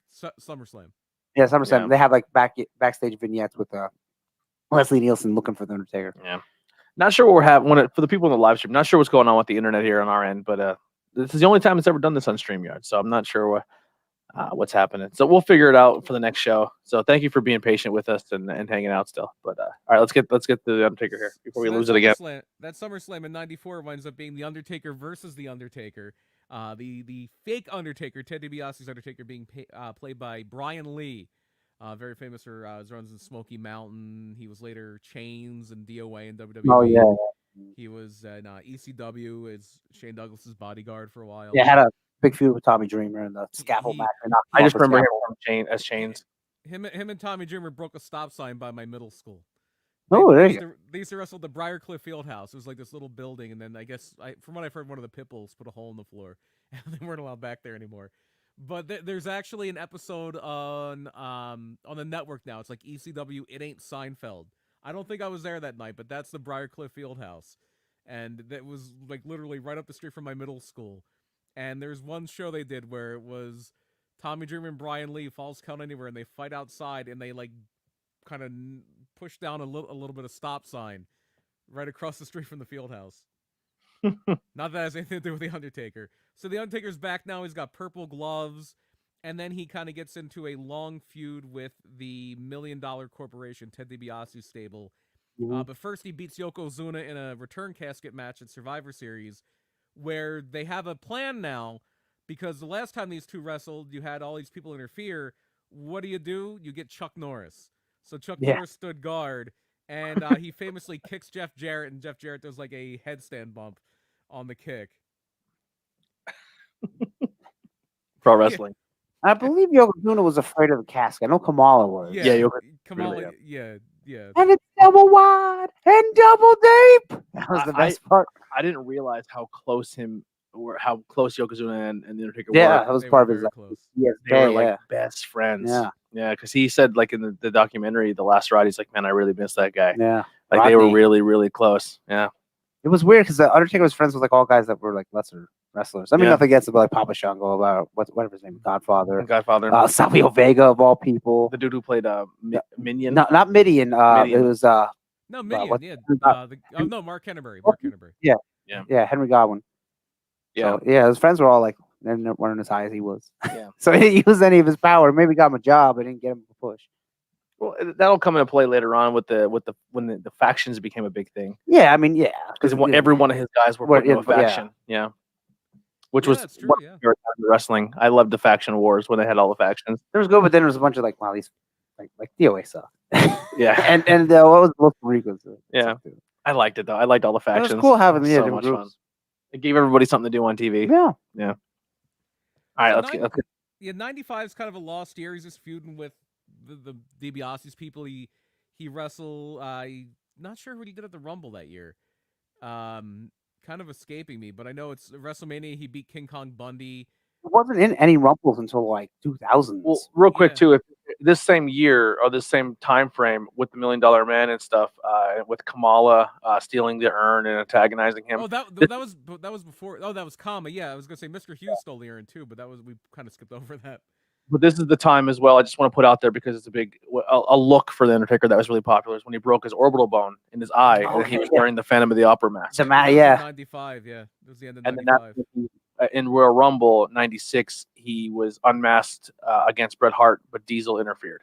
Ooh. Yeah, and that was because Diesel had just lost the title to Bret. Diesel's kind of like a tweener, and yeah, Diesel interferes, and I think he gives the Undertaker the finger, and it was like the first time anybody gives somebody the finger in wrestling after the match.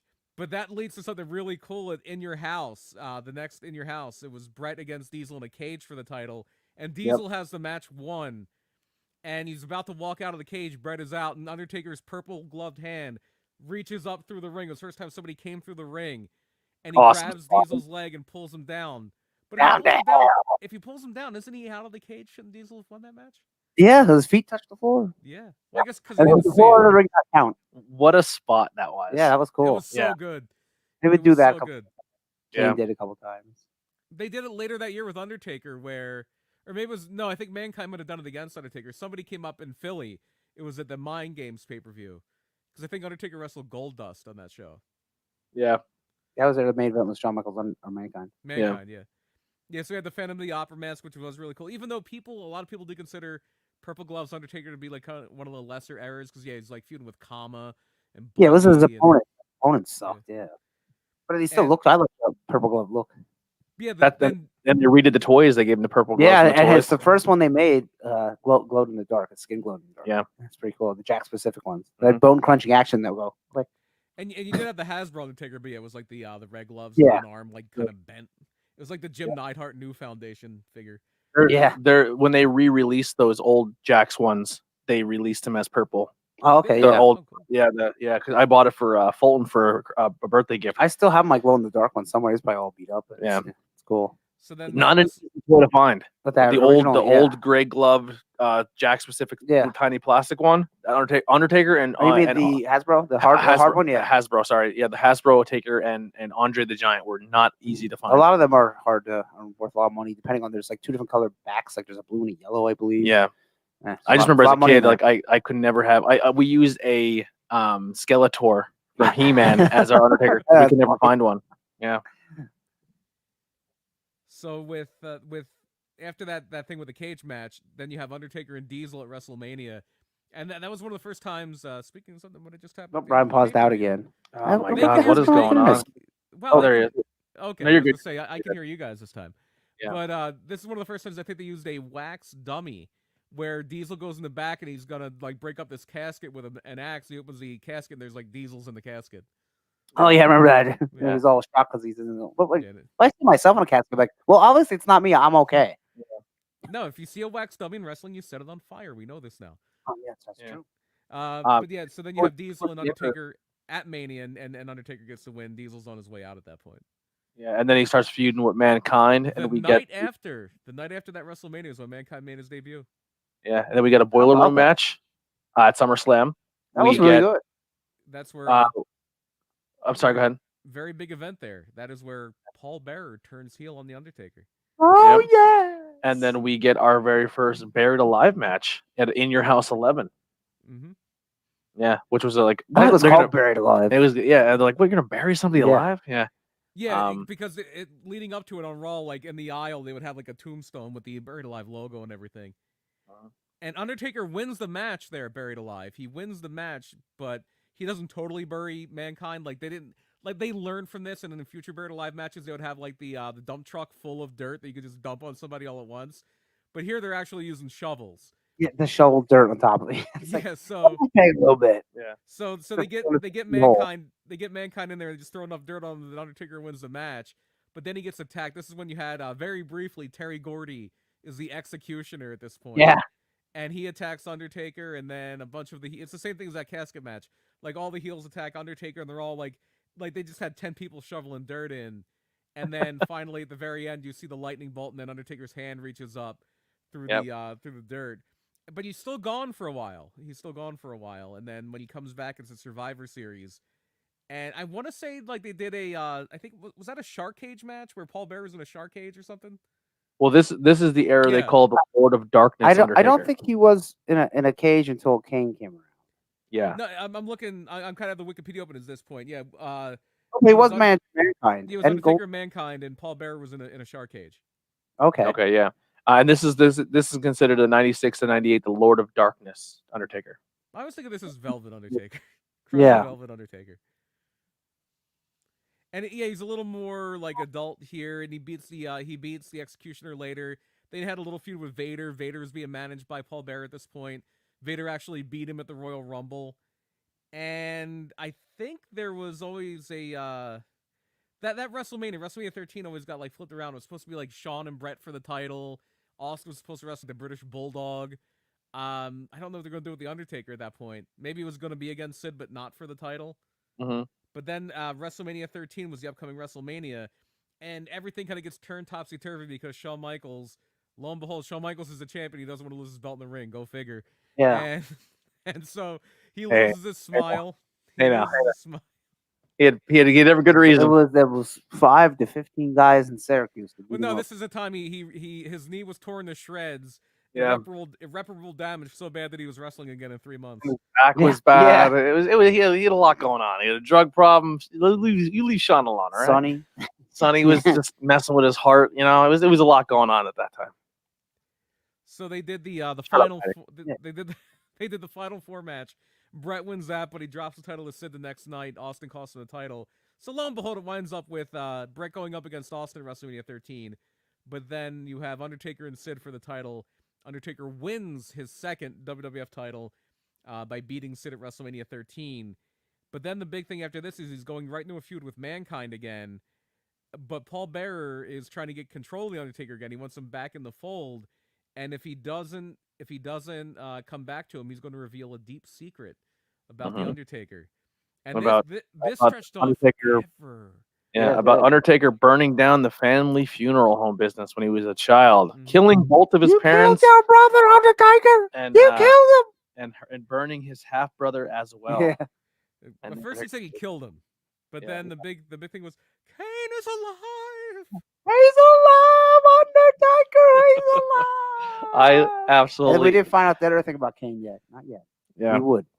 I ate this up. It is. That's pretty. I ate this up as a kid. I mean, it's shock. Well, it was shocky or campy or whatever you want to call it, but it was schlock. That's the word. Yeah. It was entertaining. But this also at the point where, just as a total aside, he wrestled in Michinoku Pro against Jinsei Shinzaki, and I think they did a thing where like it was supposed to the match was supposed to be happening in hell, and Shinzaki had to beat him to escape hell or something. Yeah, who was Hakushi? I'll tell you what, the Inferno match that they just did a thing with the fire everywhere. That looked kind of cool. Yeah. They should all Inferno matches be cinematic matches. Yeah, you do more. Yep.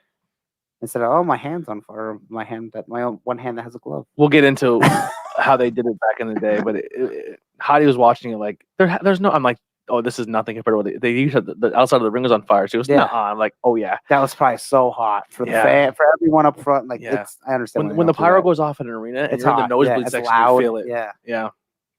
But all right, so we're leading into the SummerSlam with Undertaker versus Bret Hart, and Shawn Michaels your special guest referee. Bret goes to hit Shawn with the chair, and no, Shawn goes to hit Bret with the chair, right? Yep.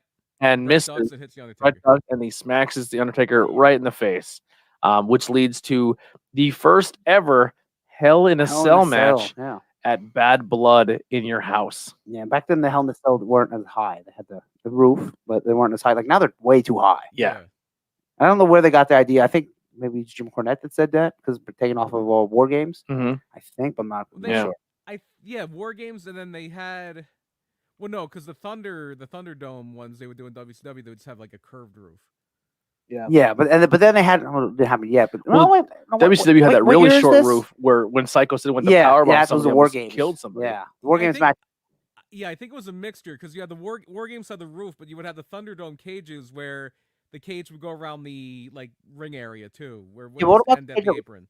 Stacked on top of each other when Hogan and Macho Man. What year was that? Was like so- 96? Yeah, that was 95? later. Yeah, That was later, but they did that in World Class. watching They did that back. That was called the Tower of Doom. yeah. We should have a review of that where they start at the top and, And that's when the King won the world championship with David Arquette. That Oh, was God. later. Yeah, the Tower of Doom is where you had to go down.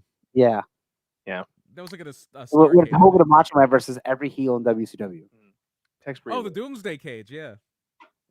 All right, so yeah, this match then leads into the Hell in a Cell, where Shawn's just getting decimated.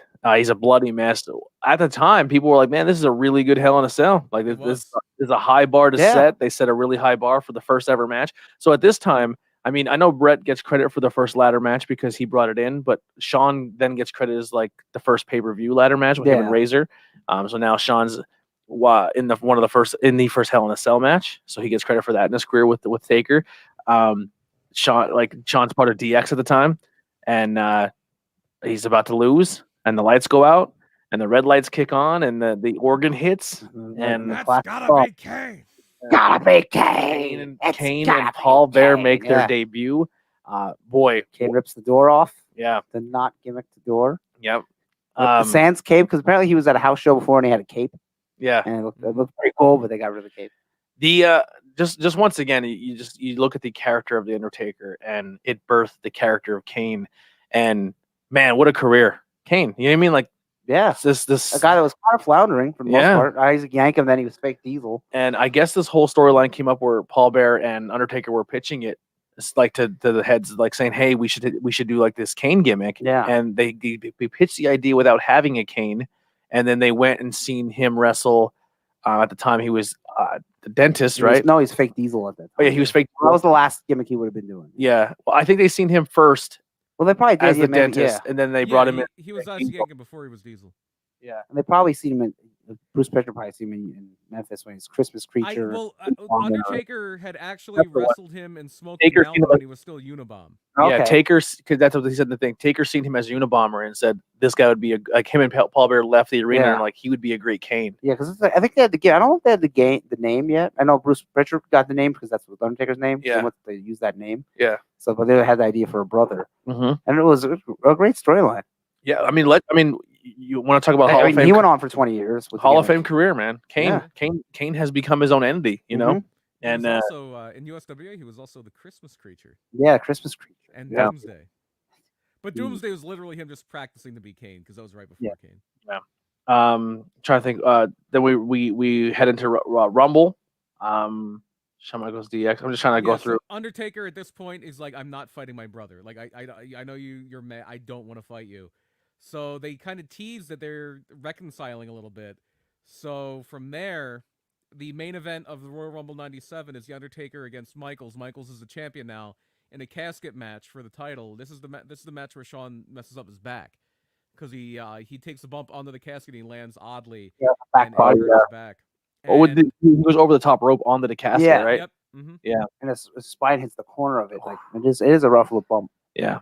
And so basically Kane comes out and actually he's going to help the Undertaker, but he turns on him. People turn on Undertaker in casket matches a lot. This is one of them here. and they get Undertaker in the casket, they lock it shut, and they wheel it up to the entrance. Kane and Paul Bearer. They take an axe, they cut open the top of the casket. You couldn't do camera tricks like you did on TLC because there's a crowd here, so they just pour gasoline in the casket and they set the casket on fire and they kill the Undertaker.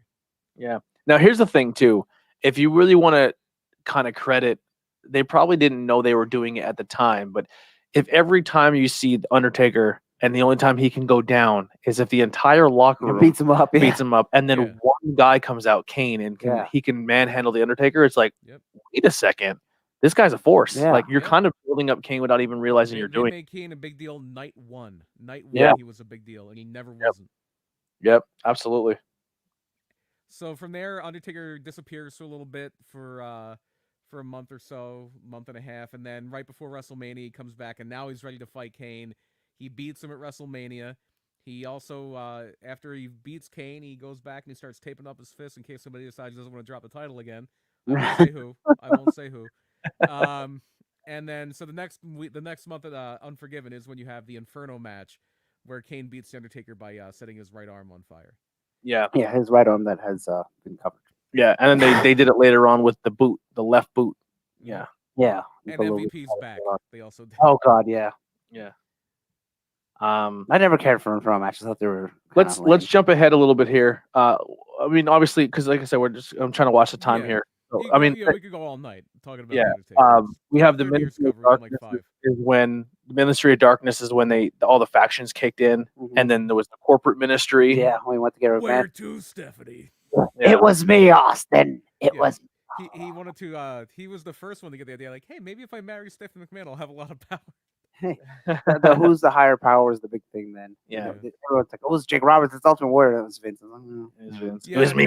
there was apparently there was one idea that they wanted to be Christopher Daniels, and then Vince Yeah. saw how short he was. Yeah.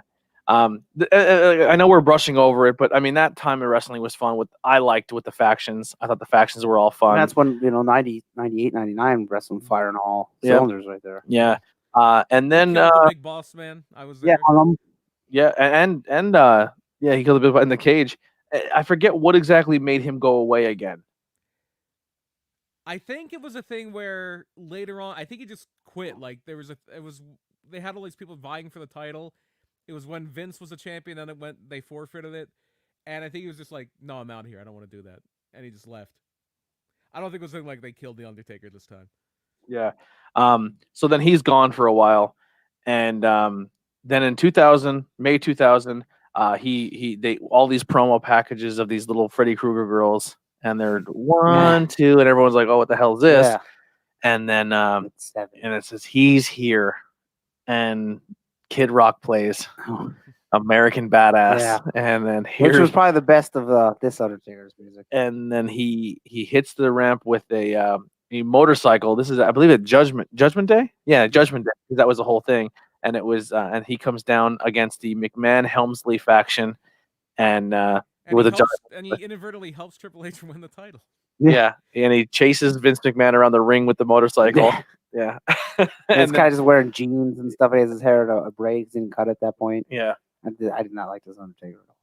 Yeah, but and the crazy thing was, this is where you start to see not so much the Undertaker, seeing him as he's humanized. Yeah. now, right. Mm-hmm. But even to this point, he still took the character very seriously. Like, if you've seen him off TV, if you've seen him, No, do he still anything, wouldn't do anything. he like didn't tell outside. backstage stories. No, yeah. Everything with him is still, I don't like. One of the things I was watching is they did when they were doing the Bret Hart Shawn Michaels feud, like the Montreal Screwjob, and the camera crew was there. They were like, what we can't do, and one of the biggest things is Undertaker walks up and says, "Hey, don't get me on camera." Yeah. And they're like, "No problem." Yeah. Like, There's they're another little- movie that was filmed a few years later, Beyond the Mat, and the only thing you see of the Undertaker is him with his back to the camera. He's on a phone. yeah, and even that was just like, don't do that. Yeah. Like, you don't get me on camera. Like, he took that shit super. So now, like, Mhm. and jumping ahead a little bit here, we're kind of getting insight.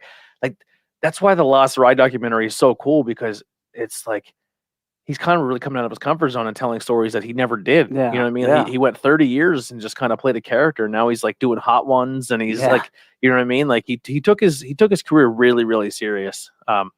But yeah, except maybe this Yeah. half. Yeah, the first time we really saw him dropping the kind of the veil a little bit, it was a few years ago. I think he was very active in a church where he lives, and he was doing some stuff like for the church. But yeah, as far as like actually, he was going to do a convention with Conrad Thompson when his contract lapsed. Yeah. But WWE stopped that real quick. But yeah, now he's like kind of an open book. Yeah, and then he went from the American Badass to what was called the Big Evil Undertaker, which was 2001. Red, he cut his hair, and then he Yeah. also at that point started tagging up with Kane and Brothers of Destruction. The Brother to Destruction. Yep. And when During the Badass American Badass, him and Stone Cold teamed up a lot, right? I don't know. I thought him and Austin were tag teams for a little bit. They might have won the titles on like some weird thing, like they don't like each other now. They just won the titles and they lost them. Like one badass to another or something like that. I remember when he wrestled Kurt Angle for the title of Survivor Series, and he thought he beat him, but he beat Eric Angle. Yeah, he beat his brother instead. Yeah, that time they like to switch the belts a lot, so it's very hard to keep track of who was champion. Then the Return of the Dead Man is when the storyline with him and Kane again, and this is when they started realizing like, oh, we have a streak here. Yeah. In like the 2004 to 2007 time. Because he beat Triple H when he was Biker Undertaker, but that never happened. Yeah, WrestleMania. It's funny because that match almost never happened because Triple H was apparently supposed to wrestle Ray Lewis, the football player, but then it fell through. Yeah. It's kind of like when Jericho was supposed to wrestle. What's his name from the wrestler? Mickey Rourke. Yeah, Mickey Rourke, and Mickey Rourke put it on social media too soon. Yeah, well, and then Mickey Rourke was afraid that they would beat him up for real. It's like, come on. Yeah. I'm Frank Shamrock. Yeah, he brought Frank Shamrock because he thought Jericho was going to beat him up in real life. Oh God. Pro wrestling. Yeah, he became Big Evil. He made Jim Ross kiss Vince's ass. He won the Hardcore title. He had a thing where Maven knocked him out of the Rumble. Yeah, that was probably and then his feud with Jeff Hardy. They had a great ladder match on Raw. Yeah. That was when Taker was a champion. Yeah, but when he went back to Taker from the Return of the Dead Man, that was a good run for. We're talking about Big Evil. Yeah, I'm saying after that. He had with Randy Orton. He had a feud. There's a little bit with, and I believe he beat Hogan for the title, right? Or was that Hogan was that was when he was Big Evil. When Hogan won the title back. Yeah, he beat Hogan. Then he lost it to The Rock. Yeah, he had some title runs there. That was a title run I was missing. Was that when? Undisputed. I totally completely forgot. So, he beat Hogan twice. He beat Austin, and he beat Sid. Yeah, and then the final years of the streak was 2011, 2014, where he beat Triple H twice. Then he wrestled Shawn twice. Yeah, and Shawn was first, the other way around. Yeah, Shawn first. So the Shawn match that was the first time like, wow, Undertaker would have these great matches at WrestleMania. Oh, Shawn helped. Well, yeah, but I'm just saying, like, the rest of the match. Yeah, that was just two guys who had great chemistry. I mean, we had Ric Flair that match when Arn came out and gave him the spine buster. That was so good. The him and the Shawn 19 best we don't talk about it. Yeah, him and Shawn had a match of the decade for a while there. That was a great. That was like the first like New Japan type match in WWE. And I say New Japan now is in strong style, but like kicking out finishers and all this big stuff. Yeah. The match with Punk was very good too. Yeah.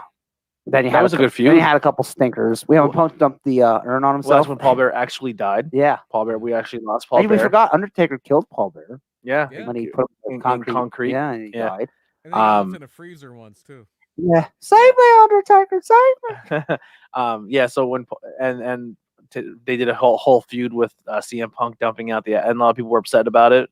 But they were like, "Listen, Paul Bear would have loved this." Yeah. That was probably my favorite era. Like right before that, when the Undertaker was like world champion in SmackDown. Yeah, he's having these good matches, and he looked really good. People were like, "Man, you need to watch the CM Punk guy's amazing." On fire. Yeah. And I tuned in, and CM Punk retired the next night. And that whole thing, like, put your tag team match player, like, there's a time he got beat up by terrorists. Oh yeah, but when what's his name, and they didn't have they fired him. Yeah. Like Aloy from Horizon Zero Dawn. She does. You're the Horizon Zero Dawn braids. Yeah, but like he said, the where to, Stephanie. That is classic. Undertaker's driving the limo. And then the streak. We'll just jump to the end of the streak here. Brock Lesnar beats him, ends the streak, 21-1. Mm-hmm. Then not the best match. Not the best match. Taker in his documentary says he doesn't remember. Yeah, apparently he was concussed. And then from any here, of it. it's kind of like. then It's he- interesting then it- because year before Brock got dinged up. Yeah. He had the match with Roman, which it wasn't horrible, but it wasn't the greatest. All right. He had a match with Goldberg, which is terrible. Yeah, but then he had a tag match with Roman. I forget who they wrestled. That was pretty good. Yeah, Drew and was it Drew and Shane? Drew and Dolph Ziggler versus Roman and Undertaker. And it was a great match. Him and Dolph Ziggler work, or him and Drew McIntyre worked really well together. Yeah, great match. And then you have the absolutely horrible, never to be mentioned again match of Undertaker and Kane versus Shawn Michaels and Triple H DX. The only thing that was funny about that match at the very end, Shawn just looks, because Triple H rips his bicep off in that match. He tears his bicep, and he literally looks like he goes, "We're too fucking old for this." But when Shawn retired, I mean, obviously Shawn was a guy who went back on his word a lot and quit and retired, and he cleaned his act up and changed who he was as a person. He said, "Listen, man, I'm not coming back." And they're like, "No, we want you to do one more with AJ or one more with Seth or one more." He's like, "I'm not doing it." And they threw a lot of money at him, and he kept turning it down. And Taker's like, "I want one more with you, and we'll go to Saudi Arabia and make big money." He's like, "If it's you, I'll do it." Yeah, you know what I mean? When they did the super kick, when they did the super kick in that Hell in a Cell with Daniel Bryan and Randy Orton before WrestleMania 30, I thought for sure we were getting Shawn Michaels and Daniel Bryan at WrestleMania. Yeah, me too. Yeah. If AJ Shawn would be a dream match, but AJ Daniel Bryan would be amazing too. Of all the people in the ring, I think that Shawn Michaels probably still have a match. I think he could too. I think that match in Saudi Arabia was the heat there, like not the crowd, like the actual heat. And I also think it was just all three. Like you need to have somebody that can kind of go with the guy. Yeah. Like if you put Daniel Bryan in there with Michaels, they're gonna have a great match. Well, yeah. Or even if it was, you think we'll get one more Shawn match? Probably not. No, I don't think so either. I think he's done. I would love it, but I don't think it's gonna happen. Yeah, like they should have thought about that. I think it's cool to have all these legends, but maybe like, hey, maybe we should make it a 6-man and like put AJ with the extra some reason, just so someone can do some bumps. And then he ended his career with AJ at the Boneyard. Yeah, the Boneyard. So he did. I mean, they probably wanted to have a real match. Maybe they could have, but hey, it was a good way to go out, and it was an entertaining match. So I know Sting really wanted that match. He pitched a bunch of stuff, and they said no, and that's why Sting left. And now he's in AEW. So I don't know if I would want Sting. Taker. I would like a cinematic match. I would love to see it.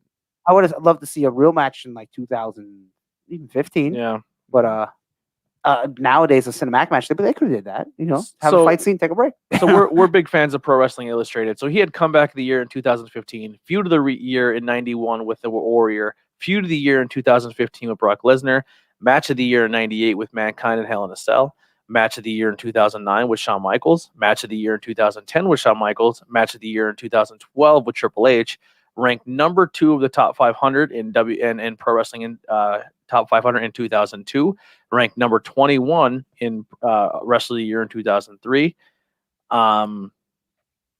Just there's some stupid ones. Here's some Slammy awards. I mean, many time world champion, like we said before, and tag team champion. Never Intercontinental champion though. Slammy awards. He won 15 Slammy awards. Oh boy! All right. Now we know the Slammys are super serious. Yeah. He won Best Entrance Music in '97. Well, he won Best Tattoo in '97. Best Tattoo. That's like when IRS won Most Sweaty. Best Tattoo, and it's probably the one he got covered up. Yeah. He won Match of the Year in 2009. Oh, we forgot about that when DDP stalked his wife. We forgot about. Oh yeah.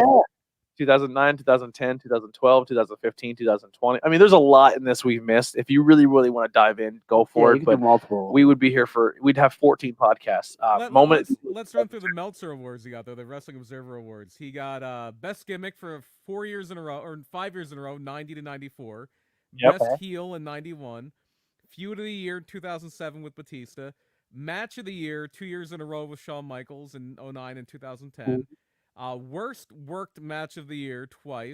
2001, Undertaker and Kane against Chronic in a match that was so bad that it got Chronic, who were both 10-plus year veterans, sent down to the developmental.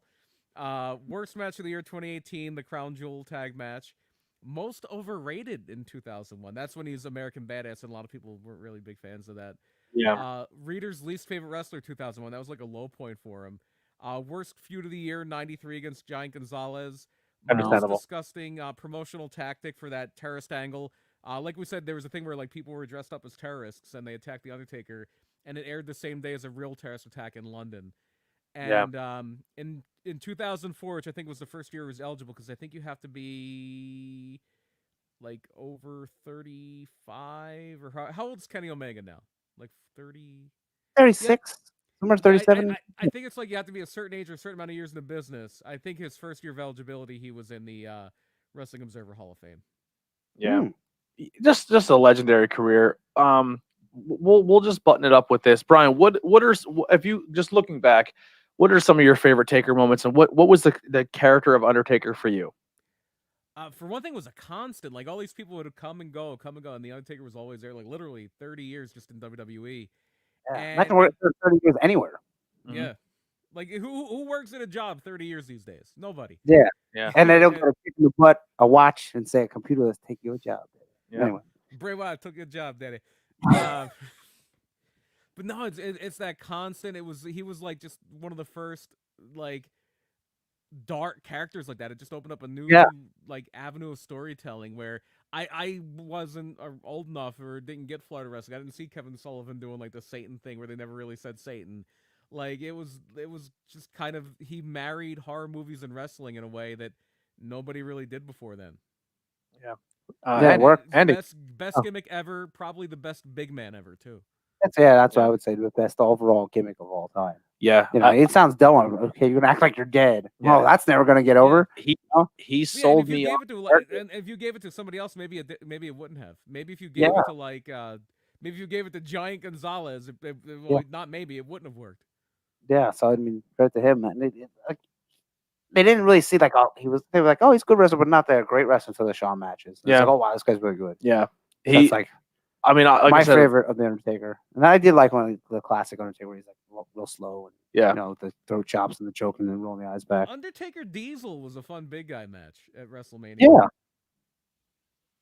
yeah.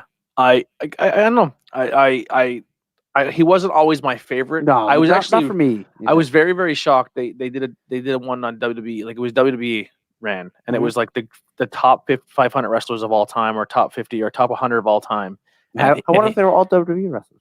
They were. It was a Shocker. it was a WWE thing, and they were like in their company's history who were Yeah. the top Okay, 100 guys. And I remember turning it on, and I'm like, it's either going to be Stone Cold or the Undertaker, Yeah. and it was Shawn. Shawn got number one, over Taker at number two. Oh, and, wow. and it was voted by the locker room. No, it was And- voted by Vince. It's always voted by Vince. Yeah. But it just, I mean, I know Shawn took his ball went home a bunch of times, and Taker never did. But as someone who was, I would say, a loyal WWE fan, like, and I wouldn't watch anything else. Like Mhm. Taker and Shawn were the guys who like they would put it on their back. You know what I mean? Yeah. And yeah, he got me into the gimmick of wrestling. He, like, if there was a character, I would latch onto it. You know, I loved Goldust, I loved Mankind, I loved Kane, I loved Undertaker. Like, all those characters are amazing, and none of those other characters I would have gotten over if it wasn't for Taker getting over and being successful with it for as long as he was. Yeah. You know, a lot of people try to do a gimmick and eventually they did it, and then they moved on to a different, like, outside their gimmick. Or it gets too wacky. Yeah. Or it's just you know, it just can't get over like Mordecai. Yeah, I mean, like the Fiend, or even Kevin like Thorne. the those same Fiend guys. is like he might have came in too hot too quick. You know what I Yeah. mean? Like it's. And even a lot of people are like on the fence about the Fiend too. But here's what's really cool about the Fiend. Bray's stuff always seems like it has a shelf life that the Undertaker never had. Like Yeah. a very small shelf life. And he tries to recreate that by never showing himself in public or doing things. Yeah. Like, and if he is, Like he he's not stays posting on Twitter. Yeah, and he stays in character, which I do give a lot of credit Yeah. to Bray Wyatt for. You know what I mean? Mhm. So, like, I think that's the closest thing we haven't really got right now when it comes to a character is the Yeah. Fiend, and Oh, I yeah, think it's totally. because he's held to such a high standard because of the Undertaker that it's like, how can we do this? Yeah. You know? I mean, they want him like, who's the next Undertaker? I heard that with Aleister Black too. It's like, Yeah. could have, but Yeah. Yeah. But yeah, I mean, a legendary career. He's one of a kind, man. He's done so much. It was awesome to watch him wrestle. You know, I thought for sure at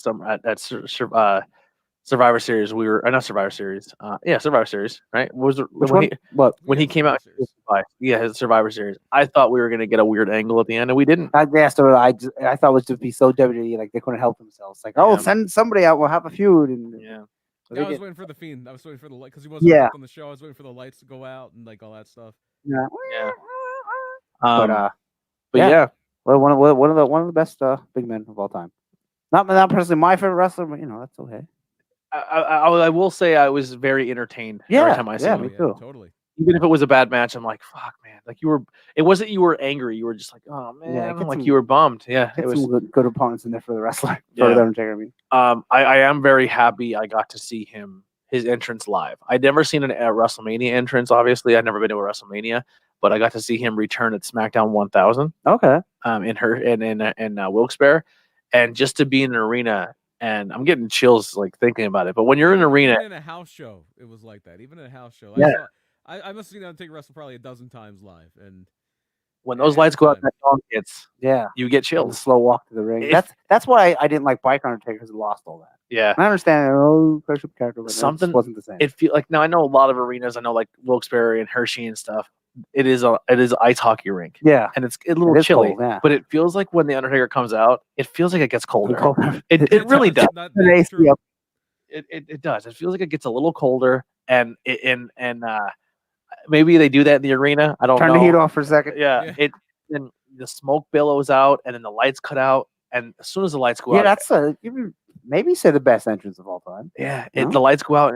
The only other entrance that I feel like I seen live and I was really impressed with was Bray Wyatt. With where everyone was doing their phones, the Oh, fireflies. okay, that was cool. I got to see Edge live because SmackDown 1000, yeah. his pyro hit, that was unbelievable. But I mean, I never seen Sean live. I never heard the Sexy Yeah. Boy song hit, so I can't really say that. But the lights going out and hearing that first dong, and you're Mhm. like, oh shit! Like, And they would after time, then they would extend it, where it just And- with the bell, and it'd be like Yeah. followed. Yeah. It'd be another bell. Yeah. Because You they just, just you step just right bring in. up Sean again. Made me think of something that made me really mad, and that's King of the Ring 1995 because I was there. I was at the Philadelphia Spectrum, and round one at the very top of the bracket, it's like Undertaker against Mabel, okay, and then Shawn Michaels against Kama. Well, Undertaker's gonna beat Mabel. We're gonna get Shawn Michaels and the Undertaker. Mabel got a bye. Mabel got a bye because Shawn and Kama had a draw, and then Undertaker lost to Mabel. And I was so Right mad. for that show. WWE, give it. It's been 25 years, literally, and I'm still mad. I remember we went to that SmackDown 100, and Brian can attest heavily to this. He sees my addiction to T-shirts and how much I'm willing to throw out of my wallet to buy T-shirts. We were at the SmackDown. I bought the man shirt, and I bought another shirt. And at the show, man, these WWE shirts are like 25, 30 Yeah, they're bucks a piece. pricey. They're really expensive. And I just remember sitting there, and the Undertaker just came out, and I was like, that's the first time I really seen as an adult see Undertaker Mhm. live. And they're selling these Dead Man shirts. And I just was sitting there. I was like, I'm looking at my wallet and I wanted another beer and food. And I was like, do I eat and get another You got a beer? shirt and sacrifice. Or do I get the Undertaker t-shirt from my experience at like seeing him live? And I was like, I'm fucking going to buy a shirt. And I went and bought the shirt. I believe that same SmackDown 2 is when Charlotte came through the crowd right through us. Oh, really? Wow, Yeah, cool. and Charlotte came down and started the revolution. But yeah. Andy, what do you got to plug? Let's see. Well, we plugged that Independent Wrestling TV enough, but Outbreak Wrestling, Yeah. Quarantine Files, so kind of taking a break for right now, but they're going to start back up next year. So Outbreak Wrestling on YouTube, Pro Wrestling Empire on YouTube, you watch me there, and independentwrestling.tv. Yep. And you can, in the links below, you can, his links to his blue and gold t-shirts, go buy one of those. And you can also see Andy on Friday nights on Truth Behind Illusion and Not Cool in so High it'll be School Friday podcast. nights. I didn't want to say what day it was. Yeah, Friday nights. Yep, Friday nights. And Brian, what do you got? Murder My Dude still going strong. We're getting really, really close to episode 100 now. I think we just did Cool. 94. Yeah, you guys are Christmas episode we just did Jean-Benet Ramsey, since that was a Christmas day or the day after Christmas murder that happened. The next episode that's going to be coming out New Year's Eve is going to be interesting.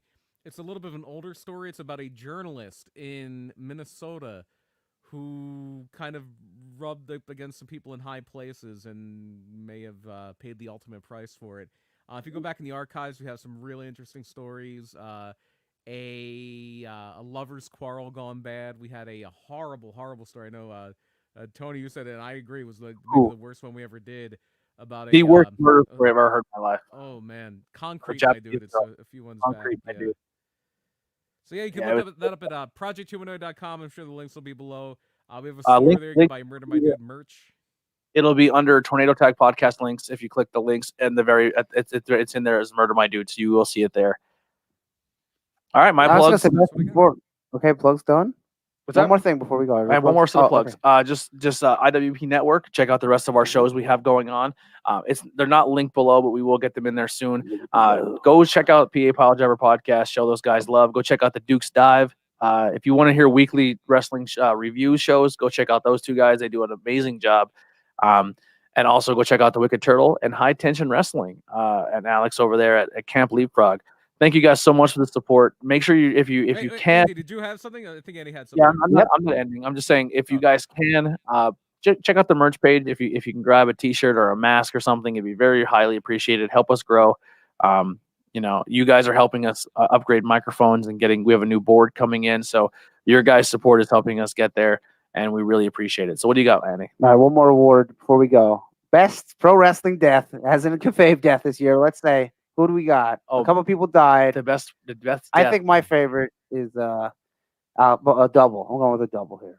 Thrown off the roof. Yeah, Rey Mysterio, Aleister Black, when Baron Corbin murdered them by throwing. I don't know who it was, but I'm gonna say the guy that Bobby Lashley killed on Raw Underground because it was very understated. He just put him in a chokehold. The guy just goes completely limp, or not even limp. He goes stiff, like rigor mortis just in it, and he just drops. It's like, did Bobby Lashley just kill that guy? I'm gonna go with Randy Orton burning the Fiend. No, the Fiend. We'll never see the Fiend ever again. Fiend burned death, and he's alive. He's awards in the chat. Chris just mentioned that Tornado. That's us. Pile Driver did their PPW awards on their latest episode. Oh, cool. Yeah, I have to listen. I haven't listened to it yet. I've been trying to binge. I've been binge listening Office Ladies. Okay. So I'm trying to get caught up on Office Ladies, and now that I'm caught up, I am going through and listening to all of my local podcast people. So cool. Tim Mingle, Sarah Cartwright, Steve Miller's, PA Pile Driver, Wicked Turtle. I'm trying to go through and listen to everyone's thugs. I've been on the audiobook kick. I was trying to get through Ready Player 2. Okay. Yeah. So I not as good as the first one, but pretty good. It was good, but not as good as the first one. The wrestling podcast. I'm very fortunate at my job. We're allowed to have those bone condensing headphones. Yeah. So they don't go in your ears; they go on your temple. And while you're walking through the building working, you're allowed to wear these headphones. So at work, I download like 5 or 6 podcasts and I listen to them all night long. Yeah. So I get like 6 podcasts done a night, and it makes work go by so quick. I can imagine. Yeah. So if you guys have a podcast you want me to check out, definitely let me know. We're always down to do collaborations. Check out, like I said, the guys we just said, the PPW awards over at PA Pile Driver. Thank you guys so much. Like I said, if you get a T-shirt or any merchandise, send a picture of us. Send a picture to us of you in your merch. Son of a bitch. Keep it PG-13. You know, don't. Well, you cannot keep it PG-13. I mean, and we'll give it to Andy. Yeah. And then we'll just keep the. Yeah. we won't post if you want to get crazy with your photos. We'll make sure they go to the right eyes. I may peek at them. But PG-13, I mean, get a picture with Wolfie D and JC Ice. JC Ice again. I think one of them is dead though. So I want to give a quick teaser here. So this banner you guys see, what we're going to try to do is we're going to try to take this banner with us. I have faith that in 2021 we will get somewhat back to normal if we can. But this banner will travel. It's going to go to different shows and independent shows, and we're going to get the whole thing signed by different talent. So if someone goes to a show or Andy goes to a show, he'll tag it along with him, and we'll get a bunch of people to sign it. And that'll be so this is the last episode of season 2. And we will be January starts season 3 of the network and this show. And the end of season 3, we'll give away this banner autographed by as many independent stars as we could possibly get. Who knows who you have in 2 years and 3 years, and then, hey, this person's on TV. Yeah, one of those independent guys may be someone you see on TV. So that'll be a giveaway for next year. Once again, if you want to be participating in that Royal Rumble, we officially have 11 spots left. So tag your friends, tag people who are into pro wrestling and they want to win a banner. It helps us grow, helps us get our name out there, and let's do it. So we'll see you guys next time. Tornado Tag Podcast. We're out of here.